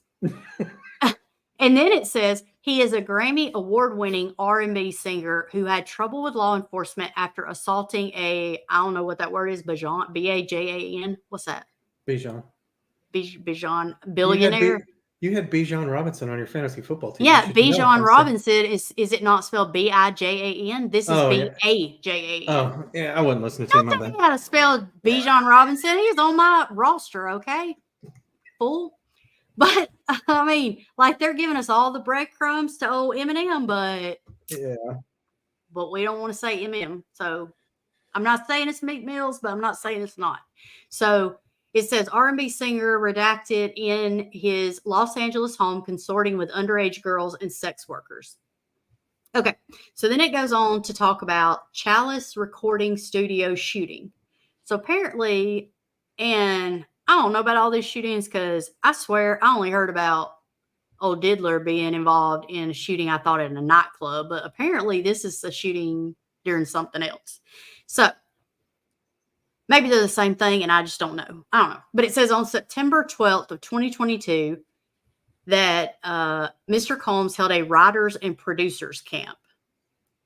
That already sounds stupid. Present at this camp, I know, right? I don't know. I think I like camp. Like, where they sitting around a campfire, really? Like, they got to go to day camp and do their writing? It just sounds stupid. But whatever. So, present at the camp were the Diddler, his son, Justin Combs, and Justin's friend, G. They didn't give us no information on G, so I couldn't figure out who he might or might not be. This is what they say. He's a 30-year-old tall African-American male. Well, thanks for that. Now we figured it out. What? Why didn't they just say that about the other ones instead of redacted, but highlight who the hell he is on the bottom? Okay. Right, yeah. One evening during this camp, Mr. Combs, J. Combs, and G were in a heated conversation. That conversation was moved out of the studio and into a restroom adjacent to where Mr. Jones was sitting. First of all, who goes to the bathroom? Who's like, come on, dudes, let's go to the bathroom and talk this out? That's already weird, right? That's not a dude thing. It sounds so odd. So it says Mr. Jones was approximately 2 feet away from the bathroom when gunshots rang out. He recalls hearing multiple gunshots. He immediately went into a state of shock and feared that he would be shot next. He genuinely believed he would be shot through the door due to how close he was standing to it. After the shooting ended, a crowd gathered around the restroom. When the door finally opened, Mr. Combs and Justin Combs exited. G was lying on the restroom floor in a fetal position, holding his stomach and bleeding out of his leg/hip area. Everyone stood around looking at G, frustrated by the lack of aid to him. Mr. Jones dropped everything, ran to him, and immediately began placing pressure on his gunshot wound, the gunshot wound to his stomach. As he was applying pressure on his stomach, Mr. Jones realized that G was gushing blood from another area near his hip. He decided to lift him and placed him to sit on the toilet. Mr. Jones asked the crowd to call the ambulance. So apparently, until he says something, they were just like, what ifs? Dude shot in the bathroom, work it out. It says, Mr. Jones lifted G and brought him to the ambulance at the studio's front. At this time, Mr. Combs and Justin disappeared to another part of the studio. Yeah, I believe that. The Diddler gave strict instructions to inform the police he had nothing to do with the shooting. He also forced Mr. Jones to lie to the police by telling them that G was shot while standing outside the studio in a drive-by. But there's blood. There's pictures in this. Yeah. And there's blood everywhere in that bathroom. It says Mr. Jones has several corroborating witnesses who spoke with this writer anonymously due to fear of retaliation, but they have agreed to speak publicly once they're subpoenaed. It says he has the clothing he wore that day and believes it may still have the stains and DNA of his blood. And then he says the following are screenshots of the aftermath of the restroom where G was shot. So I think I can figure out how to share this. So hold on one second. Well, while you're doing that, this is what I think about every time you say the Diddler. Like, that shit's everywhere out there. It's so funny. Oh my God, that is funny. Okay, wait. If it's a shut up, I don't ever do this. If it's on a PDF, I can't share it. Do you have a link that you can just send it to me? No, but I can't do that. I don't have a link. What do you want me to send you? I don't. Hold on. I can just share my whole screen, all right? Sure. Okay, hold on. Okay, I'll just share my screen. Hold on.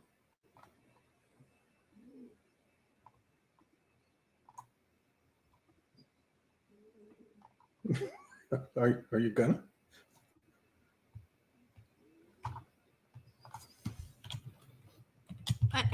It won't let me do it for some reason. I'm just telling you what I'm telling you. Hold on, let me see what it says. It says something when I try to do it. Something like you don't know what you're doing? Chrome has lost permission to capture your screen. To fix it, go to system preferences. Oh my God, I got to do all this. Really? Just stop. Just keep talking. Just keep talking. Okay. I mean, I got this from somewhere, so I know I got the link, but I just have it open as a PDF. So what else? Okay, anyway, so we'll look for the photos. But it says clearly he was not shot outside of the studio, as Mr. Combs instructed his team to report to law enforcement. He said that Mr. Combs and defendants LR, MR, UMG, and CRS provided private security for the riders camp at defendant CRS. The security was porous and lackluster at best. Okay, what does it matter? He could have had 1,500 security guards. His bitch ass was still going to shoot somebody if he was going to shoot them. So, like, I don't even know what that's got to do with any of it. They talk about him being severely traumatized because of this shooting, PTSD, severe anxiety, depression, and insomnia. Okay, then it goes on to the next section, which is, oh, you got it. Okay. You're muted. So I don't know if you're talking. I know. I'm typing. That's why I'm muted. Calm down. Okay, I was just telling you. But yeah, that's the best. Yeah. So you can see like the blood and stuff on the toilet. Must have been when he sat him up there. Yeah, that's the shooting that happened outside. Yeah, right. Sure. Just ridiculous. So again, it goes on to say Mr. Jones was sexually harassed and assaulted by Mr. Combs. So it says throughout his living time with him, he was the victim of constant, unsolicited, and unauthorized groping and touching of his anus. Wow, they just put it on out there. All right, okay. It took place in LA, New York, Florida, and the U.S. Virgin Islands. In addition to the unsolicited and unauthorized touching, he was forced by Mr. Combs to work in his bathroom as Mr. Combs walked around naked and showered in a clear glass enclosure. Now, this is what gets me. Okay. If this dude's victim of a sexual assault, okay, I'm not making fun of him for that. But what kills me is the next line says, as a heterosexual Christian male, Mr. Jones was uncomfortable with Mr. Combs' advances and expressed his discomfort to Mr. Combs' chief of staff. I mean, if you're a heterosexual Christian male, if you're a Christian, why are you hanging out with P. Diddley?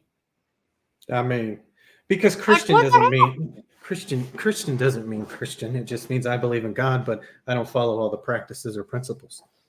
I mean, what page are you on? So I keep up with you here. 12. Cool. Okay, so he says that he tells the chief of staff, which is, the old KK chick. So KK tells him, this is a quote, Sean will be Sean, end quote. What the hell does that mean? Like, yeah, he walks around naked in front of me too. It's fine. It's Sean. It's whatever. What? Says she attempted to downplay the groping of Mr. Jones' anus and genitals as friendly horseplay. What? No. Yeah. What does it say? Showing that he likes you. Yeah. What? That's how I show people I like them. I grab their anus. That's what I usually do. Oh, God. He did not get enthusiastic consent. No, he did not. God. It says, despite these assurances, on several occasions, Mr. Combs began to undress and walk around his house naked. KK would say, okay, I'm leaving now, and disappear. Man, that's rough. I see what you're saying about the way they write this. This says KK's hypocrisy is breathtaking at best or enabling at worst. Like, right. Calm down, JD Salinger. Like, I know, it's nuts. Just write it up. God. So it says Mr. Jones believes that KK aided and abetted Mr. Combs' sexual assault of him and was working with Mr. Combs to groom him into accepting a homosexual relationship.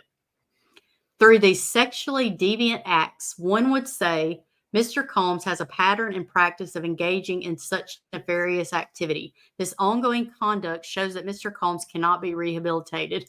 Now, look, if you sell people, no, there's no prison sentence that's going to fix that. You're fucked up in the head, and it's just be the death penalty because we don't need you. I mean, there's no rehabilitation for those kinds of people. Okay, I know you do surface level research, but seeing as you're on here and you know the page we're on, you're going to have to read some of this because my jaw's killing me now. Well, I'm not going to read all this. It's 73 goddamn pages. You ain't got to read all of it, but just start reading where it says the attempted to groom, da-da-da. So just continue reading the entire document is what you're asking me to do? Oh my gosh. You can skip around if you is reading pertinent information, okay? Yeah, I mean, this one, it's just saying Mr. Combs attempted to groom Mr. Jones and engaging in gay sex.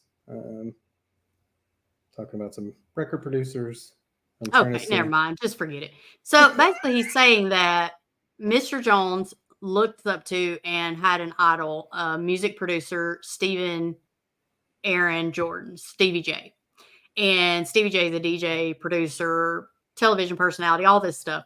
And so basically, he like enticed him with Stevie J. You know, like he would say all these things about like, oh, you know, I can introduce you to Stevie J, or you could do this or this, like just trying to whatever. But then he says Mr. Combs used access to Stevie J and his knowledge of Mr. Jones' admiration of Stevie J to groom and entice Mr. Jones to engage in homosexuality. He went so far as to share a video of Stevie J anally penetrating a Caucasian male without a condom. Damn, they just put it all out there.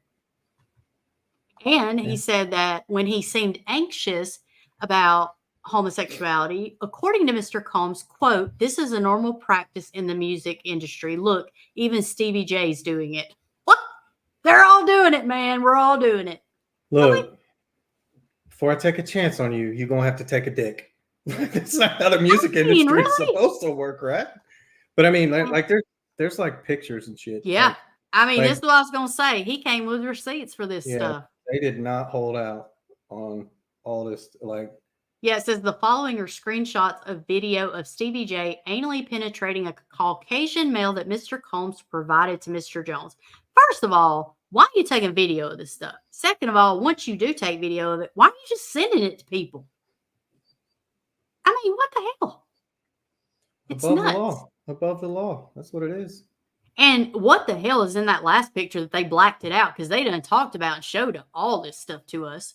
Then all of a sudden they put a black square on there like some shit was going down in that picture. I mean, it's probably stuff we don't want to see or we don't need to see. Oh, God. So I'm guessing. Okay. Then it goes to Thanksgiving of 2022, where Jones says he was sexually assaulted by Young Miami's cousin. So basically he's saying that he went to the bathroom, like that old Diddler was intoxicated, kept offering him cocaine. He said he didn't want any. He kind of seemed to like push him on to this cousin. He didn't want anything to do with it. So then he goes to the bathroom and he says that Young Miami's cousin burst into the bathroom, began groping him, and he believes that Mr. Combs sent her in there to sexually assault him. He said that, but then he says as she entered the bathroom, she dropped to her knees and began performing oral sex on his exposed penis. He pushed her away and exited. First of all, did she just like launch at your penis? Because how did she get it in her mouth? You know what I'm saying? Like, that sounds a little sketch to me. I mean, she didn't sneak on down there while you're peeing and just, was she like low crawl to you, come up behind you and just jumped? Like, what the hell? It just seems sketchy. I don't know. Not that I don't believe all this shit happened. I just think dude might be trying to like protect himself by, you know, using some of these receipts he got. Mm. But he said that, so he leaves the bathroom and he said that she followed him out, started undressing and attempted to straddle him and have sex with him in the presence of Mr. Combs. Because basically he's saying that old Diddler liked watching people have sex. So he would make him bring sex workers back and have sex with them in front of him. And he's got the pictures. That's the pictures I think that are next. If you scroll down. I feel like, one, just go to Pornhub, or, I mean, I feel like you can find legal ways to make this happen. So, like, you can tell in the pictures that that's P. Diddy. Like, you can tell it's him and Jones, but it's showing them just sitting there together. And then the next picture is Young Miami and her cousin. Just to show, I guess, just showing, like, I don't know what all they'll show in court, but I guess it's basically just showing enough to say, hey, you know, he ain't lying about this shit happened. Look at the party. Yeah, prove that they were there. Yeah, yeah. He's got Trafficking Victims Protection Act. He just talks about how, that's where he talks about how he was transported from California to New York, Florida, the Virgin Islands, that he was forced to solicit sex workers and perform sex acts to the pleasure of Mr. Combs. He forced him to bring prostitute sex workers back to Miami. And then what's that one picture you went by? I don't even know what this picture is supposed to be. I guess just proving that that's a girl standing by him. Yeah, it's just, I mean, they're saying that these are the sex workers that they brought. I mean, I don't know. I mean, I'm sure there's other ways that they can prove it more than just these pictures. Yeah. He says on or about February 2nd of 2023 that he believes he drugged him. He said that he recalls waking up naked, dizzy, and confused and was in bed with 2 sex workers and Diddler. He also recalls aimlessly wandering around the house with no clothes on. And I guess these next pictures are, it's the sex workers in Mr. Jones's bed the morning after being drugged. So he just showed. So, I mean, if this is what they put in here, imagine how many pics he's got. Oh, yeah. It is just nuts. Like, and it just goes on and on. It talks about this place, Booby Trap in Miami, and that he would tell them to go there and wear stuff that had their label on it so that they would know that he was being sent by Diddler. And so they would go in there and he would tell them like who he wanted them to go pick up to bring back to the house so they could have sex with them. I don't know what's worse, Bad Boy Entertainment or P. Diddy. Like, right. Pick the worst. So dumb. But I mean, they got all these pictures. Mm-hmm.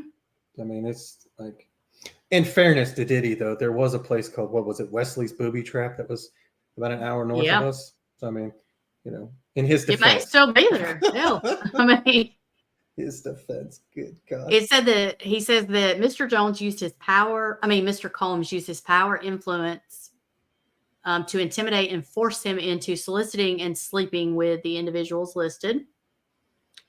He used many tactics to maintain dominion and control of him. He promised him a Grammy for Producer of the Year for the Love album, offered him $250,000 to purchase instruments, promised him ownership of his $20 million property in Miami, access to record label executives. And then it says Mr. Combs would often switch up his approach. He would go from promising him to threatening him with physical harm. And it says he threatened to eat his face. So I don't know what that's about. This but motherfucker on bath salts? Right. And the funny part is that, like, he just repeats that throughout the rest of this form. He'll say, and threats of eating his face. It's just funny. Like, every time I read it, I was like, are they still going with this thing? But he said that he told him when he was threatening him, it says he informed Mr. Jones that he is willing to kill his mother, Janice Combs, if he must in order to get what he wants, so he wouldn't think twice to harm him. Oh, that's pretty rough. The next section is Mr. Combs and Justin Combs soliciting drugs and engaging in illicit sexual acts with minors and sex workers.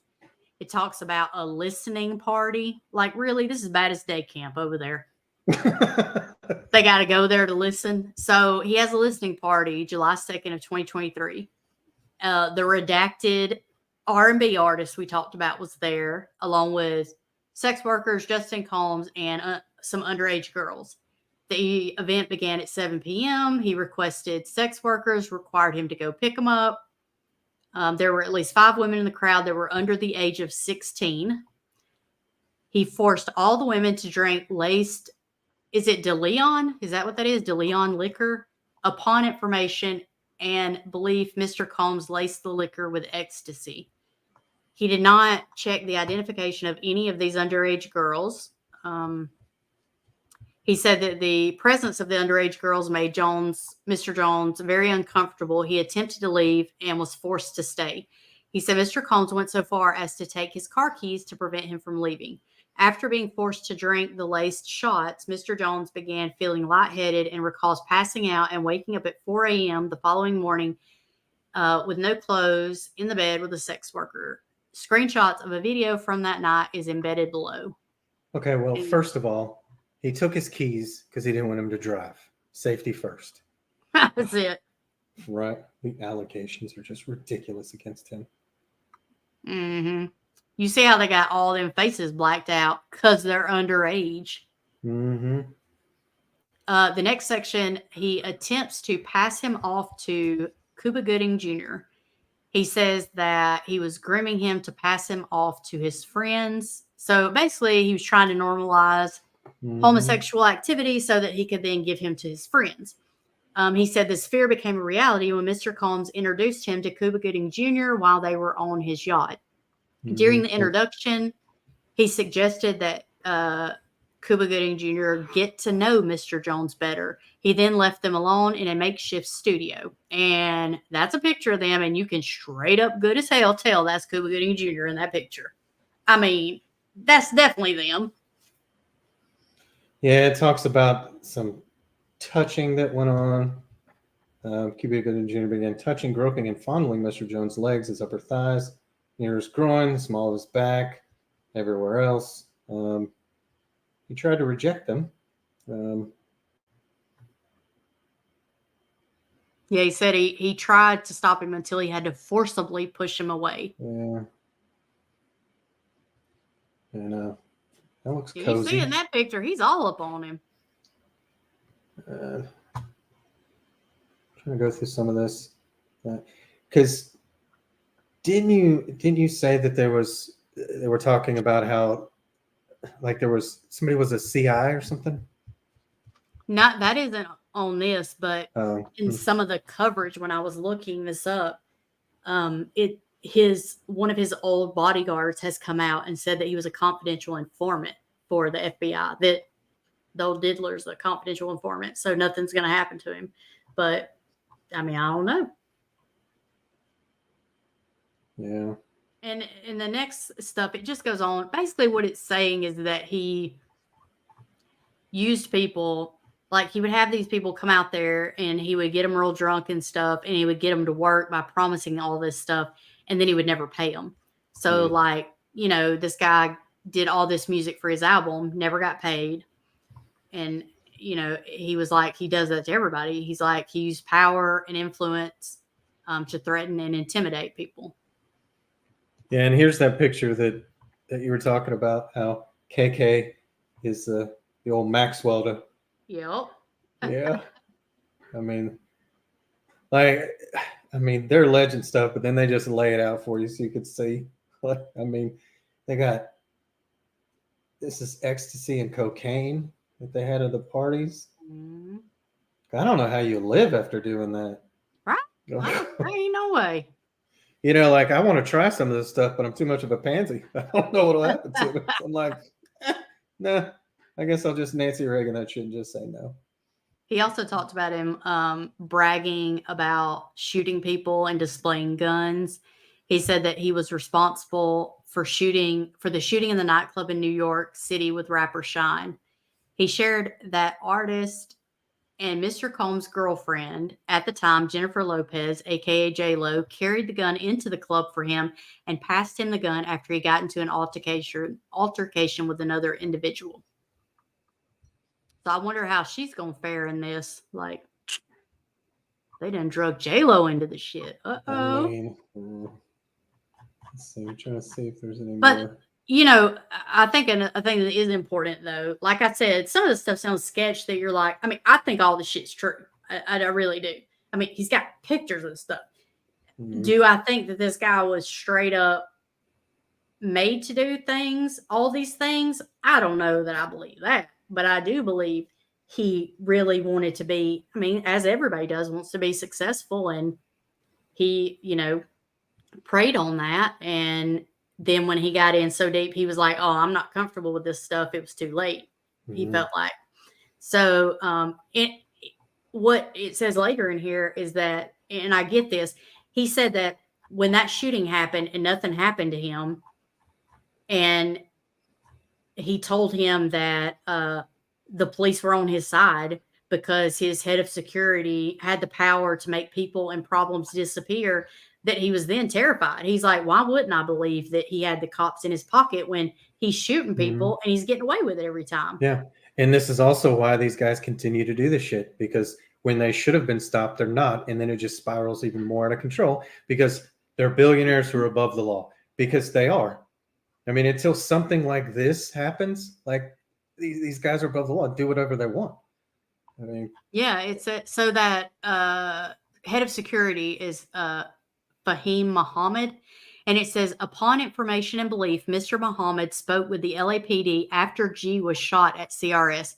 The LAPD was in and witnessed the blood in the restroom, and they went with the bogus claim that the shooting occurred outside of the studio. This was all thanks to Mr. Muhammad's connections within law enforcement. So he was saying, you know, he saw firsthand that he shot somebody and walked the hell out of there, and nobody said a word about it. So Yeah. I could see how you would be scared to say anything. Yeah. Yeah, you would. You absolutely would. It goes on later to talk about RICO, which that's a big deal. Because I mean, as like when we first talked about this, it's crazy. It is like human trafficking is a 20-year prison sentence. That's it. And that's the max. RICO, that's different. You're going away forever. But I don't know. But it lays out all the complaints against him and all that. So, I mean, you guys should probably check it out because we're only on page 27 of 73. I mean, it even talks. Well, a lot of it's just it's basically going back over all the same stuff, just with each defendant. So that's fine. But like it talks about that Grange guy, how they were sponsored by certain companies. They would have these listening parties and album parties, and that Grange sponsored them, and his job was to make sure. It says, as a sponsor of these events, Defendant Grange had a duty and obligation to ensure that sex workers and underage girls were not present and that Mr. Combs was not spiking the alcohol. So I think a big part of these other accusations is saying, not necessarily that some of these people participated in it from these record places, but that they allowed it to happen. So they fostered that environment. Yeah, and how you and I were talking last night about this, I am all for somebody like paying the price along with this guy, as long as they can prove they absolutely knew what was going on. Because I mean, it's so many lawsuits, they just throw everybody they possibly can to try and get as much money for their client. I don't think that's what's happening here. But I mean, you do need to be able to prove all of that they absolutely could have done something and they didn't. Mm-hmm. I mean, you can't just go throw everybody into a lawsuit because you're trying to get a gigantic settlement. But when you read this stuff, I don't think that's what's happening. Yeah, because I mean, it talks about how they had different bottles for staff and for them and their staff than they did for the women that was there. How he had Moet champagne bottles for his artists and a different set for women when he was at the club. Yeah, and that's rough. And here's the thing: this isn't a criminal complaint. Like this is civil, but. Yeah. I mean, it reads like a criminal complaint. It might as well be one because it's a lot of stuff going on in there. I mean, and as much as it's in there, it still would not surprise me if he never saw the inside of a prison. It still wouldn't surprise me. I could see him paying off all these people in this lawsuit and then just walking away like nothing ever happened, because that's what happens with billionaires. They get away with everything. They get to do whatever they want. They're above the law because they own people. Because, like I've said before, money buys everything. Happiness, freedom, like it buys everything. Power. You got enough money, you can get away with anything. And I mean, we see it all the time. I mean, shit, we got a felon running for president. And he don't even have money. I mean, if you're rich, you get away with everything. You can do what you want. Which is why I'm going to need you guys to start sending me a lot of money, because I want to do some illegal shit. Like, I mean, it's just like you get away with whatever you want. It's out of control. It's out of control. Yeah. But yeah, you guys should go check that out. It's a lot. And I mean, I would hope there's going to be some criminal action against them soon. We'll see. Hopefully. I mean, surely. Like, they didn't bust up in there and take all that stuff from all them houses to do nothing, I wouldn't think. No, I don't feel like Homeland Security gets out of bed for anything less than a definite. Like, they're just going to roll up to his houses and be like, well, maybe. And they fucked that house up, which I don't agree with. Yeah. I don't think you should, as a law enforcement, you should be allowed to go in and destroy somebody's house. Like, there's no reason for that, especially because, again, reading the documents, everything else, he looks guilty as fuck. But it's the United States. He's supposed to be presumed innocent. So you go in there and you destroy somebody's house like this, and there's like, he didn't do anything. You should be paying as a police department. You should be paying to fix everything and put it back like it was. Should be. Absolutely. Well, we would, but she has TMJ, so her jaw hurts after a little while, and I'm too lazy to do that shit for you guys. I mean, it has been 2.5 hours. I've been talking. Y'all hear me slur my words over here, so she's not drunk. She's just TMJ. I can't talk anymore. So, and we know I'm not gonna do that shit. But I will give you. I'm teaching you to fish. There you go. I gave you the link. You could go out there and read it yourself. Ridiculous. But I will say you did read most of it, because after what you read, it's just each person. Yeah. So it's like Jane Doe, and then it lists everything. Jane Doe 2 lists everything. So I mean, we kind of hit on everything anyway. But yeah. I mean, he may not see a prison cell, but he's gonna be a whole lot unricher, because they also requested a jury trial, which you should always do in a civil case, because I mean, juries love to give other people's money away. Yes, they do. On a jury and they start talking about this kind of stuff and they can prove it, well, they're like, just give it all away. Just give everything. Just give everything he owns to somebody else. So, that was, I mean, we haven't done a live in forever, so we just made up for it. 2.5 hours. Yeah. Well, I got to go feed the dogs before they lose their mind. Like, they've been waiting patiently in here, but the newest one, Leo, he is not as patient as Carl. So, and just let's go over this real quick because it's hilarious. So we got a new Schnauzer. If you're not aware, we did get a new Schnauzer. I don't have a picture of Ka, but I mean, you guys know what Ka looks like. But we went to get another Schnauzer, and I do love this because I said, this is the dog that we went to get. This is the one we got. like this is like chick of the club, full makeup, hair done. You see her in the club light, and then that's what you wake up to the next day. It's false advertising, is what I'm saying. And yes, he does get up on our bed and he steals my shoes all the time. Oh my God, shoes and socks. Yeah, but no, he didn't like anybody at first. It took us like 3 hours to get him in the car when we picked him up. He still doesn't like our son that much, but he does love, because he was a breeding dog, so he was just kept in a cage. And then he's with us now, and he went from not liking anybody to just fucking upside down in the bed, sleeping all over everybody. Like he's a different dog, but he still doesn't like our son that much. But he's coming along. He's doing well. He still doesn't look like that though. He don't look glamour shots pretty. Well, not yet, but they have a grooming appointment in a couple weeks, so he will look cute as everything. Yeah, he's still adorable. Yeah. But that's what we got to go feed, and then also I got to feed the family. Yeah, that'd be great. I'm hungry. Yeah. You're getting hot dogs boiled, not even on the grill tonight. Nope, you got to grill. Sorry. All right, guys. Thanks for hanging out with us. And thanks for everybody who subscribed we're on. That's cool too. And coming out with us during trials, because, it'd be better if we had more people. Just saying. All right, guys. Have a good weekend.